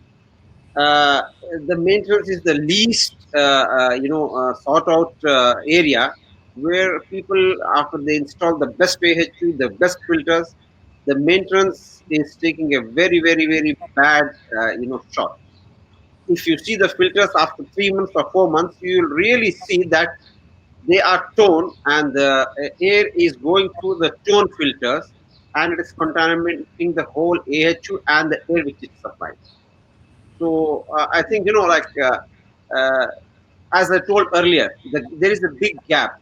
Like, value engineering, as they say, they're actually compromising on the air quality and compromising on the whole, if it's a shopping mall or a hospital, they're compromising on the health of the people. So I think, maintenance should be given due importance, and the client should be advised as to how to maintain and what is the period of changing the filters, because they don't replace the filters, they clean the filters and put it back. This I have seen in many cases.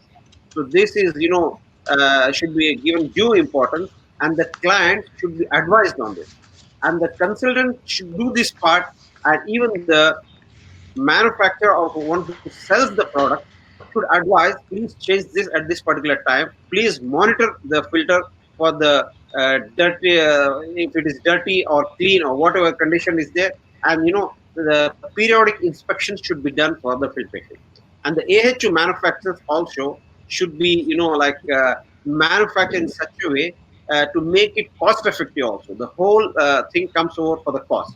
One same F9 filter, somebody sells at 10 Kuwaiti dinar and somebody sells at 30 Kuwaiti dinar. There's a big gap. And everybody says we are doing quality engineering and we are giving a quality product. But that is not the case, because there are many loopholes which we should, actually take care of. And Excellent. it is, let me take it to Jatin. How would you approach this? You're doing your best providing a certain technology. Carlos said it's an integrated sort of performance. Everything has to work together. How would you tackle a maintenance team or a maintenance approach that cleans HEPA filters and return it back to the operating theater, or cleans a fine filter with water and put it back, washing disposable filter, put it back, try to save cost? How much does that affect the overall picture and a certain technology like yours in terms of performance? Yeah, so this is why air treatment versus air filtration is what we always try to give it priority on, because air treatment requires much lesser dependency on maintenance. Having said that, I will recollect the other points that has already been mentioned. One of the most important aspect is about handholding through to the cycle of project, especially the information handholding, because a lot of times the cost of ownership of a particular solution needs to be communicated, which sometimes is missed out. And a lot of times customers do not realize that we are putting high efficiency filters. There is a cost of replacement and maintenance, and there is a labor cost or labor effort required to it. So this is something which as an approach, we always talk about communication as being one of the key, knowledge transfer that is. The second is, wherever possible, we complement the filtration system with air treatments, be it UVCs or be it ionization or any other treatment technologies, to reduce the dependence on media filters. Having said that, when we cover the whole spectrum, we may reduce between 15 to 25, 30%, or sometimes 50% of media filters, and specifically communicate the cost of ownership for the whole solution that we are offering. And that's one of the key reasons, or key approaches that I guess we should be able to approach to all our customers is communication. And then obviously there has to be a handholding from the consultant to to the contractor team and also the end consumer. So Thank you, that's Jordan. it. Let me take this opportunity to bring on board Dr. Ghassan Nimri, who was supposed to join us early. Dr. Ghassan is the Director of EcoStructures Internationals, focusing on construction, energy, and environment. He has 25 years of international industry experience and has advised large multinationals and developed infrastructures and engineering projects in construction, oil and gas, and utilities. Dr. Ghassan, can you hear us?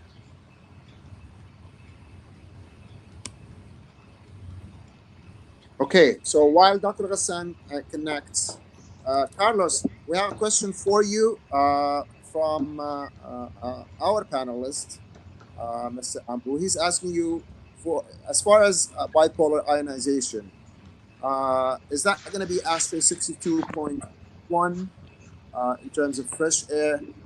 And is there a local code for approval? Is it approved in Dubai? Is it certified by municipality?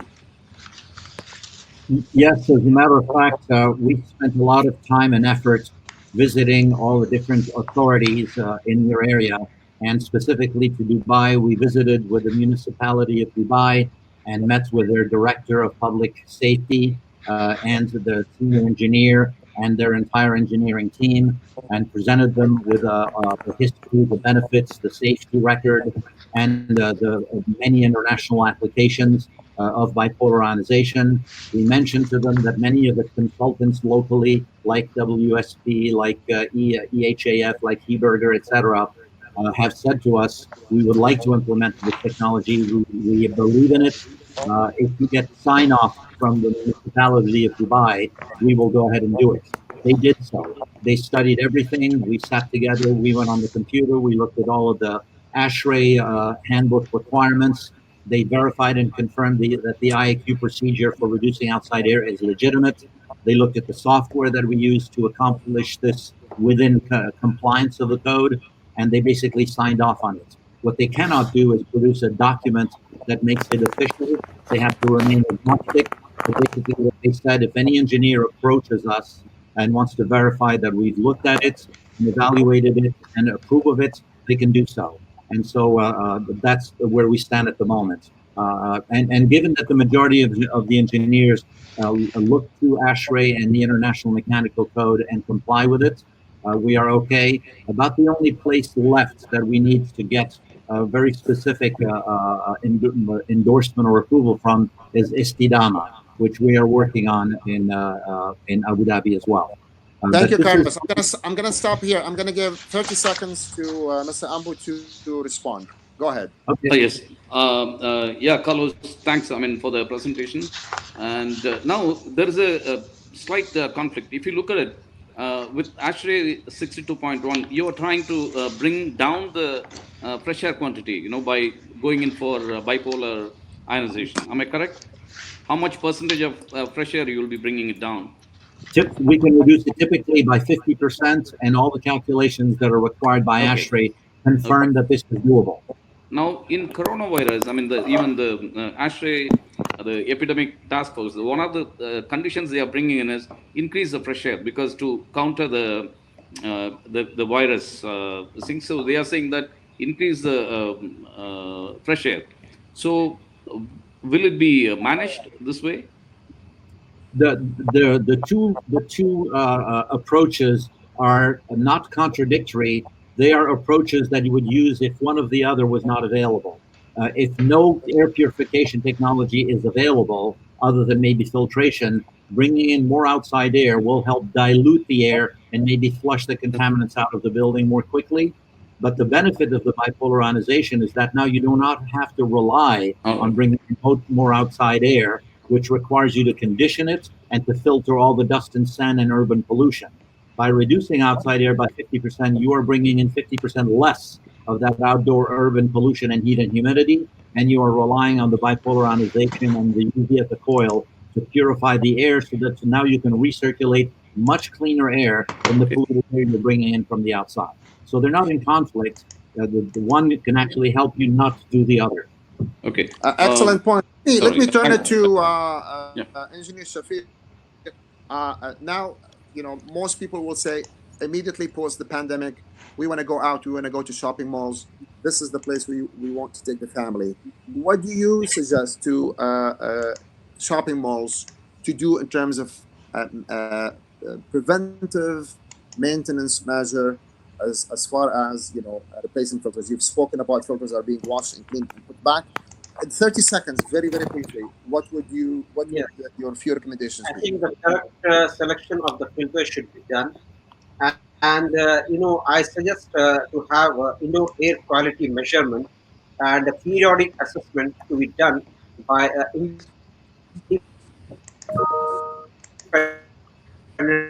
air filtration expert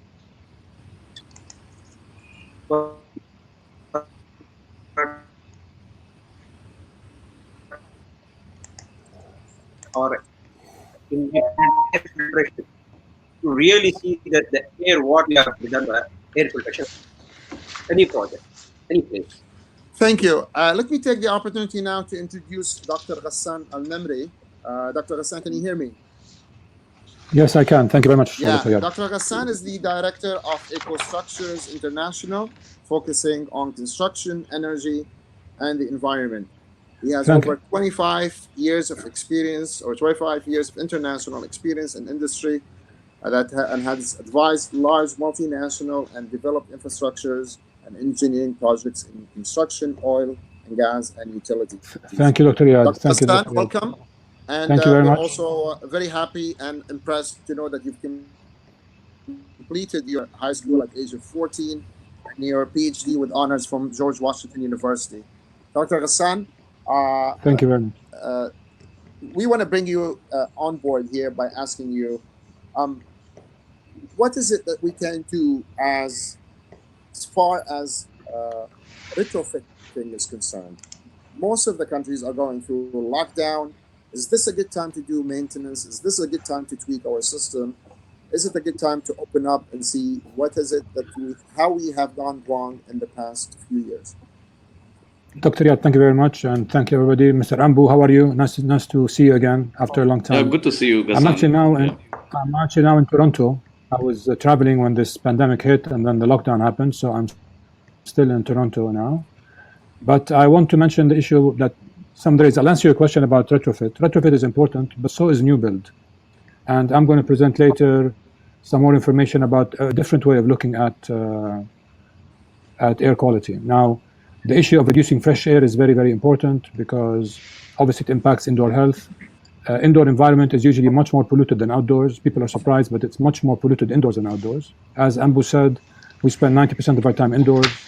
In places like Dubai or Houston, or in cold places like Quebec, people spend 6-7 months due to the harsh weather. So we are exposed to serious pollutants inside. I think Jatin and the team mentioned that integrative, holistic solutions are important. It's not just one item. You have to use many different weapons to attack these pandemics, and Corona is one. You can have flu number 2 next year and some other pandemic the year after that. Maintaining the air handlers, the coils, the filters is important. Bringing in enough fresh air is important. Bringing in 100% fresh air is the best way. If you bring 100% fresh air, you exhaust all the internal air, that's probably better. Maybe not economical, but better. And in the presentation I will share shortly when your IT people put it up, I will go through a way where we can actually balance between economy and ecology, where we can use integrative design, where we can take advantage of UVC or bipolar ionization, better filter maintenance, and so on. Because to be honest, indoor health and sick building syndrome are becoming more and more prevalent. This coronavirus just made it more prominent. But before this coronavirus, people still got sick indoors. People still got tired, asthma, allergies, and so on. So this is in brief what I think we should do. Is to be a total package. It's not just one or the other. Thank you, Dr. Ghassan. We'll have your presentation. I just want to announce to the audience that we will have Dr. Ghassan present in a few minutes. But the final question goes to Jatin. The question is from Mr. Gore. Sandeep Gore is asking you, are your systems or the bipolar systems effective used in elevators, for example, or high density spaces? Very brief, please. Yeah, it's very interesting question. A lot of high density or high per square feet, per square meter occupancy rate spaces have to be treated concurrently, and ionization along with recirculation technology is very effective in that. We have been using brush point systems for many elevators and many five-star hotels in Middle East, which has removed the odor and kept the contamination levels drastically low. About 80 to 90% reduction in contamination in elevators. Just to briefly answer that. Yes, we have the answer for that. Okay, and Carlos, Dr. Ghassan, are you ready to present? Yes, I'm waiting for your guys to put up the presentation. Okay, and excellent. we'll While they do that, I'll just go drop the last question to Carlos. And Carlos, the question goes to you. What other, is ozone, CO, and value important as well in your indoor air quality plan enhancement? Ozone and CO2 are two important discussion points with the application of bipolar ionization.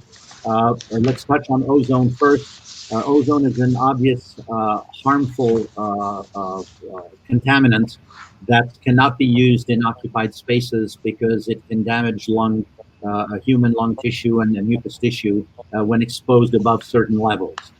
Pretty much all of the manufacturers that are on the marketplace today produce nothing, practically next to nothing, right at the source of the ionizer. And by the time you go down a foot or a meter or so down the ductwork, there's no ionization left, no ozone present in the space at all. And passing those pieces of equipment, passing UL 867 ozone test or UL 2995 test are good certifications to ensure that you're using a safe product.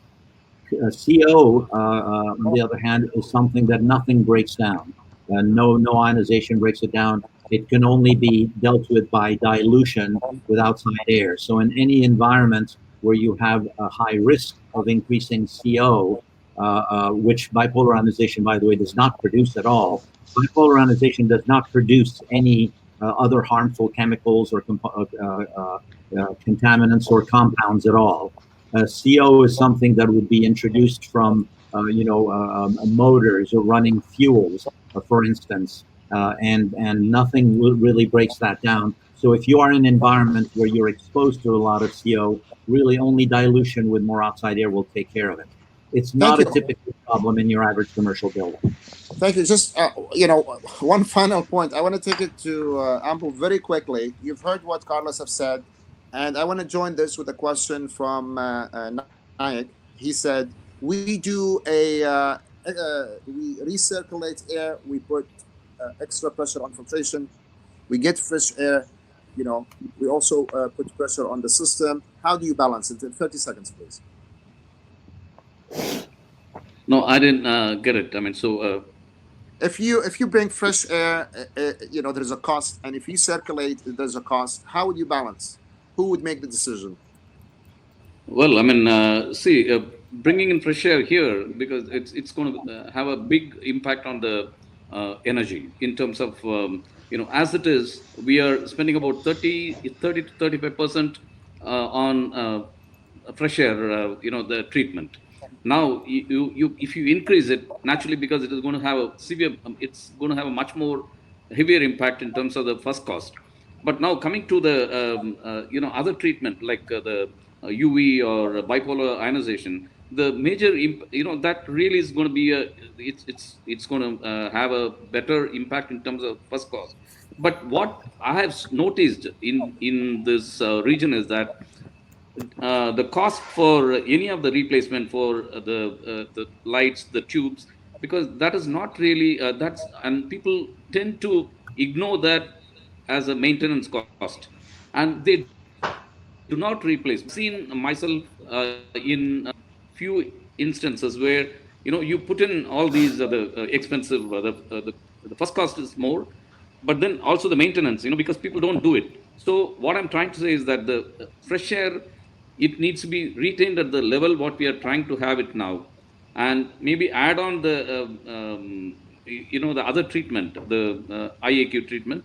But the maintenance is something which needs to be transparent, because it's not known at the early stages, and the clients are not kept fully informed, and they tend to ignore it. I mean, this is my take on the any of the other treatment which is being brought in. I don't know, Jatin Thank and Carlos, just you can give your opinion on it, because this is where it fails. I mean, the systems. We're gonna have to serve Just time. I'm yeah. gonna have to wrap it up. We will bring in a few seconds Dr. Ghassan to present. Mr. Ambu, Mr. Jatin, Mr. Carlos, Sure. thank you very much. Engineer Shafiq, we've lost you. Maybe you're with us online. Thank you very much. The contribution has been significant. I think we all learned quite a bit today, and I believe the audience has been sending questions with a great interest. I'd like to thank all of you. I'd like now to take the opportunity to bring Dr. Ghassan Nimri to present his presentation. Thank you. Dr. Ghassan, the floor is yours. Thank you. Thank you, Dr. Riyad. Appreciate it. I'll just mention that if my audio drops or if the connection is bad, just send me a message, because during other speakers' presentations, the audio was cutting off and the video. So if it cuts off, please send me a direct message. I won't bore you too much, but I'll just mention briefly something about our technology, which is available. You can get it downloaded if you wish. Thermodec is a Swedish company which uses integrated design for HVAC, but we allow the compromise between cutting costs and energy consumption with superior air quality. Very briefly, just to touch on a few items, and we discussed those a little bit in our presentation. We spend so much time indoors, and the new buildings, which are well sealed, are making it worse for sick building syndrome. And indoor air pollution can be 200 to 100 times more polluted than outdoors. But the effect is quite remarkable. For example, in the EU, for every 1 microgram per square meter of PM 2.5, which is a very small particulate pollution increase, GDP goes down approximately 1%. And worldwide, the cost of premature death due to air pollution is about $5 trillion. That's 2013, that's 7-8 years ago. So significant. And part of that, this indoor pollution, outdoor pollution, is caused by HVAC, because the worldwide, we use roughly 30 to 40% of all energy for heating and cooling. For example, in the EU, 50% of the energy used is heating and cooling. In the US, residential heating and cooling and power is 50% of power consumption. And in the Gulf, of course, we know that it's closer to 75% of all power is air conditioning. Use lots of gas, that's polluting, sends down to transmission lines. People have inefficient AC in their houses, use lots of energy. So the outdoor pollution is exacerbated by HVAC, and then the indoor pollution is exacerbated by the design of HVAC to minimize energy consumption and to have a balance between minimum fresh air and some comfort inside. Just so you know, for the Gulf, let's say, and worldwide, that peak temperatures are expected to rise 4 degrees by 2050. Now, what that means is that heat waves of 50 degrees C plus or more could last 80 days or more by 2050. And so the numbers are remarkable. And I think this whole issue of trying to look at the problem in a package, not as an isolated incident, is we need comfort and dehumidification and good temperatures. We live in climates which require heating and cooling, so we use heating and cooling. This requires energy. Energy requires production of power. Therefore, the problem takes place, which packages. Now, I think the slides went down. Okay. So anyway, we're trying to look at this from a holistic point of view. So we look at the indoor and outdoor pollution. Now, what we do, and I think some people might have seen this before, is we want to use the building structure as part of the HVAC design. So we will duct the air inside the concrete slabs, and we allow the slabs to act as a heat exchanger for heating and for cooling. And this way, we will allow the system to reduce the installed capacity. So this is a Swedish technology. We integrate the structure with the HVAC. We use standard equipment. There's nothing fancy. There's no special equipment, but this is just a design change. We cut capex and opex. Now, in terms of installed capacity, let's say for the Middle East, our designs typically reduce installed AC by about 50%, connected load by about 30%, and power consumption is about 30% less. HVAC power consumption is less, maybe 30%, 40% sometimes. Operation maintenance is reduced dramatically because we eliminate pretty much all internal HVAC equipment. All we have are some air ducts and concrete slabs. And of course, we will talk about how this impacts the indoor environment. So by lowering energy consumption overall, we can impact the outdoor pollution by having less power stations and so on, and using renewables. And by having a healthier indoor environment, we impact indoor pollution.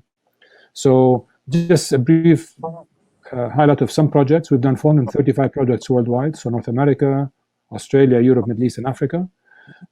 These are some projects. This, for example, on the left, top left, is a big hotel and office and mall in Sweden. Right next to that is a hospital for AIDS patients in Botswana and South Africa. Next to that is a high-rise residential tower in Stockholm. Below that is a newly opened office building also in Botswana. And next to that are 4 projects, 2 in Canada and 2 in the UK. Just gives you an idea of the temperature range. These are, in Toronto or Stockholm, we're going to talk to -20. And then some projects in the Middle East. The top left is a school that opened recently in Dubai, where we cut air conditioning 58%. That's a villa in Riyadh in the middle. On the right is an office in Jebel Ali in Dubai, where I'll discuss more in detail. Below that is an office in Jeddah, where we added an extra floor in the same height, but managed to cut air conditioning by 60% or so. In the middle bottom is the Lulu market in Muscat, Oman, 50% less AC. And then left of that is an office building in Jeddah, which again uses much less power. So you see, we've done -20 to +50 all over the world. So we know our system works in different locations.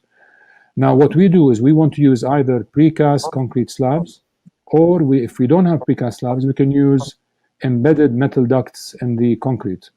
All we want is a way to channel air inside.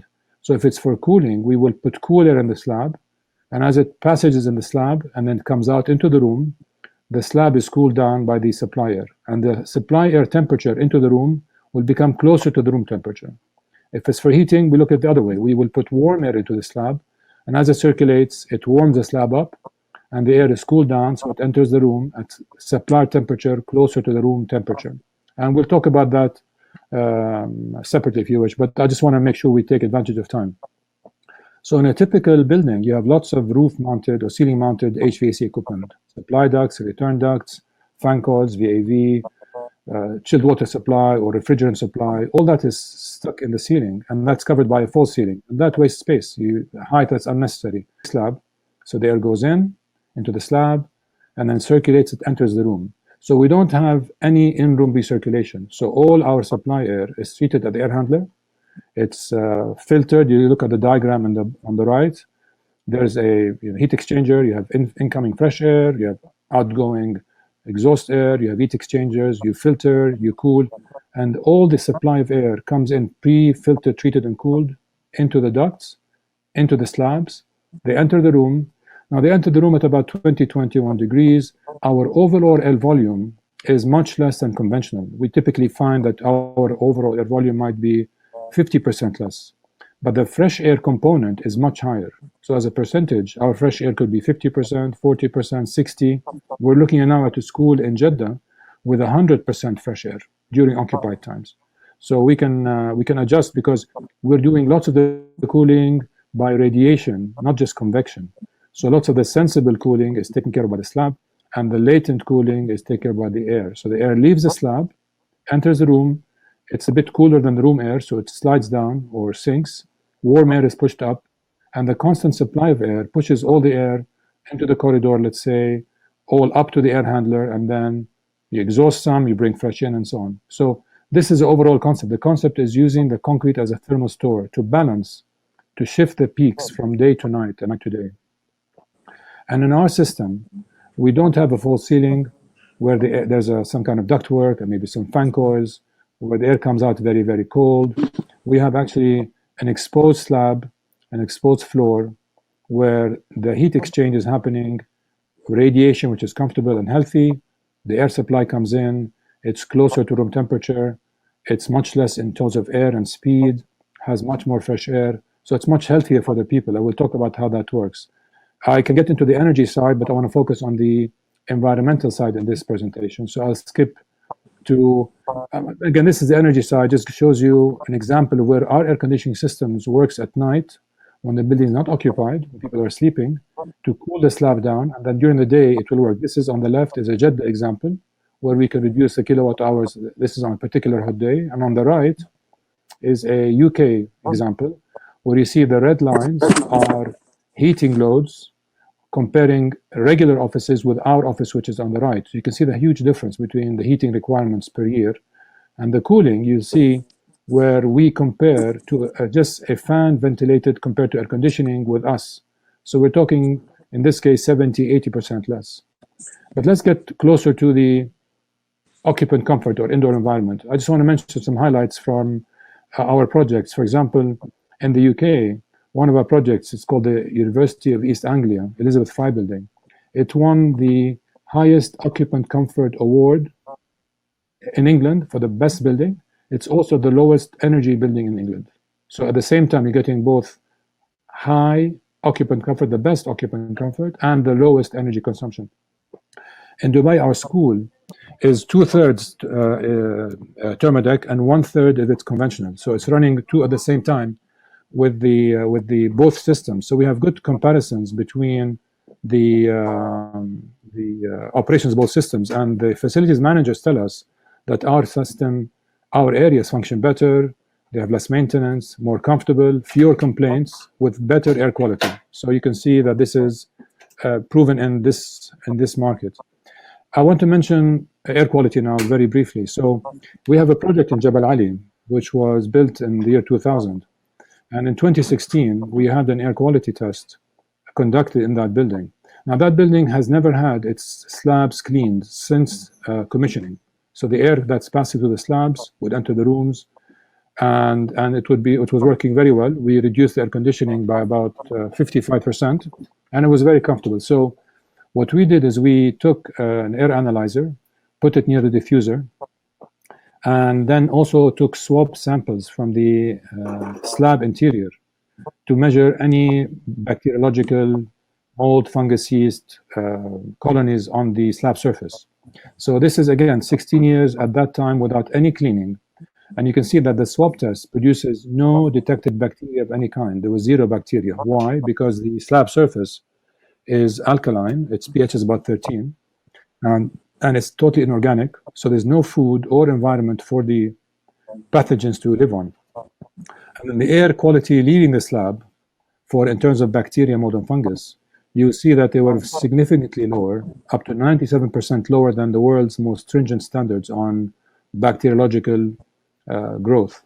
Now, this shows that in a building which has 16 years in Dubai, in a very hot, humid environment, without any slab cleaning, you can imagine in any conventional building, if a building had 16 years of no duct cleaning, what would happen in the duct? We have examples in Sweden where 22 years in a hospital, no slab cleaning.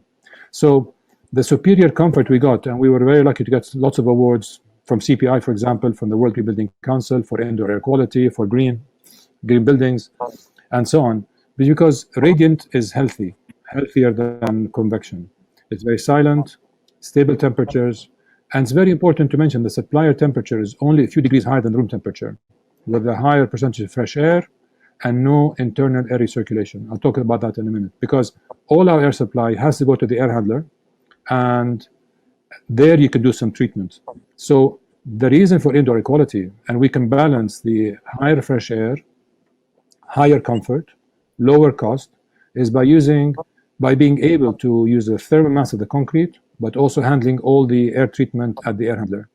And this is where we can compromise between these two items. So in a typical building, you have lots of dirty fan coil trays, dirty air supply ducts, dirty false ceilings, and radiation from these hydronics, these underwater pipes, which does radiation, also requires some separate air treatment. But in our case, all we have is a supply duct and the slab. Now, I want to mention briefly the issue that people mentioned about HEPA filters and UVC and the ionization.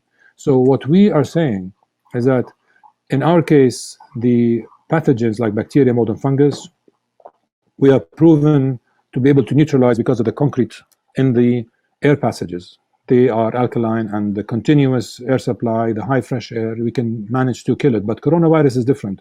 I'm not an expert in filters, but we understand from talking to experts in filters that HEPA filters and some other very specific filters, they help capture lots of the incoming pathogens from the outside air. But the idea is that if we are able to use these UVC radiators and the bipolar ionization in the air handler, and as well in the supply ducts, you can effectively neutralize pretty much the entire air volume in the space, so you can have a very clean environment. The problem is indoors, we can keep social distancing physically 2-3 meters away, but the air doesn't know social distance. The air is traveling everywhere. Now, if we are able to use techniques like the one we presented, where we can extract all the air into the air handler. At the air handler, we bring in much more fresh air, sterilize that somehow with filters and with ionization or the UVC irradiation. When you bring all that air back into the space, you are securing the indoor environment and health of the occupants inside. And I'll tell you, a big part of going back to normal is going to be how people feel going back to these kinds of spaces, leaving their houses, back to the offices, back to the malls, back to the airports, back to the hotels. They need to be sure that the indoor air quality is going to be safe for them, so they don't get infected, they don't take the infection back to their families. As a matter of fact, we were talking to a large hotel chain, which is going to put an indoor air quality sensor in each room, and that will be published. That will be published for the tenants who are going to come to that hotel, so that they know that their health and comfort is maintained. Now, we can put all kinds of equipment to make the air better. We can reduce fresh air, we can do so and so. But if we are able to combine a sustainable design, which takes advantage of the properties of the concrete and the structure to reduce air conditioning and heating 40-50%, and at the same time secure the indoor environment, I think that's a very good solution for us going forward. Retrofit is hard because we need the concrete structure, but for new build, definitely this is a great solution that gets the best of both worlds: the indoor environment and the energy consumption sustainability. So Dr. this is Hassan, a very brief presentation just to show. thank you so much. I want to thank Dr. Hassan for his presentation. At this point, I'd like to thank all our speakers, not only Dr. Hassan, for informing us today about different aspects of things, whether it's from technology side or maintenance perspective or equipment selection. I would like now to conclude and thank all our audience and speakers. I want to apologize for any delegate who was unable to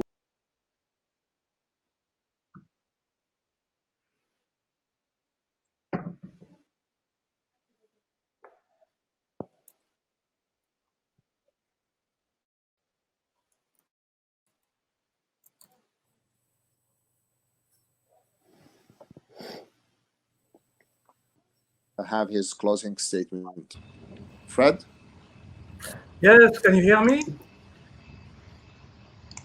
Can you hear me? We can hear you. Fred, you're on. Okay, Yes, thank you're you. Okay, thank you very much, Iyad, for a wonderful moderating job again. Thank you for your interventions. I would like to welcome, of course, all of you for the second webinar on indoor air quality. It has been a success again. Thank you very much for your participation, for tuning in from all over the world. It has been again, even more than the first one, a truly global event. We had 20 countries registering on this occasion, all the way from Kuwait to Nigeria, Sudan, Bahrain, Egypt, Jordan, Switzerland, France, and so on. So thank you very much for you all, and I hope you have learned a lot of new information today.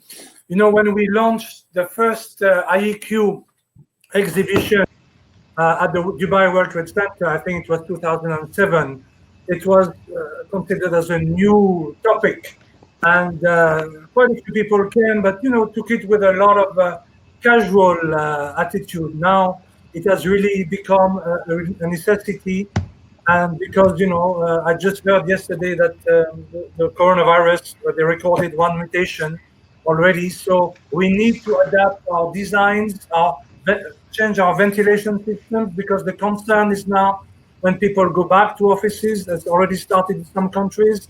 When we are at home, even more important in public transport, in airplanes, it's important to have ultra clean air. It's a matter of life and death, and I hope that all the players worldwide involved in this field will start to see their efforts paying off now, because it has really started to be taken seriously, albeit for very, very sad reasons indeed. So, but the war, we have to win this, and I'm sure we will.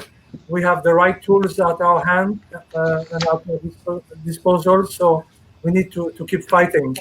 So now I would like to thank, obviously, our sponsors and our speakers for their invaluable contribution. I think we have a presentation. Yes, our gold sponsors, sorry. Atmos Air from USA with this local partner here, Awotech in Jebel Ali. Thank you very much for your support. Our bronze sponsor, Opio, thank you very much for your contribution and support. Our associate sponsor from Italy, Kriwan, as well. I would love to be on stage and give you all a round of applause. I'll do that virtually now. And then we have our strategic knowledge partners, Griffin Partners. Thank you very much. Also, strategic knowledge partner, EcoStructures. Thank you very much, Gaston, for your very interesting intervention. USGBC, thank you very much for joining us today. Highly appreciated. And Eurovent Middle East, our supporting association as well. Thank you all so much. And at last but not least, our strategic HVACR recruitment partner, carriersbay.com. Now I would like to take you through the next events that we are working on until obviously hotels open again. Nobody knows when. We will carry on with our series of webinars. And the next one will happen on the 18th of May. It's called Business Continuity. So very interesting one to tune in on as well.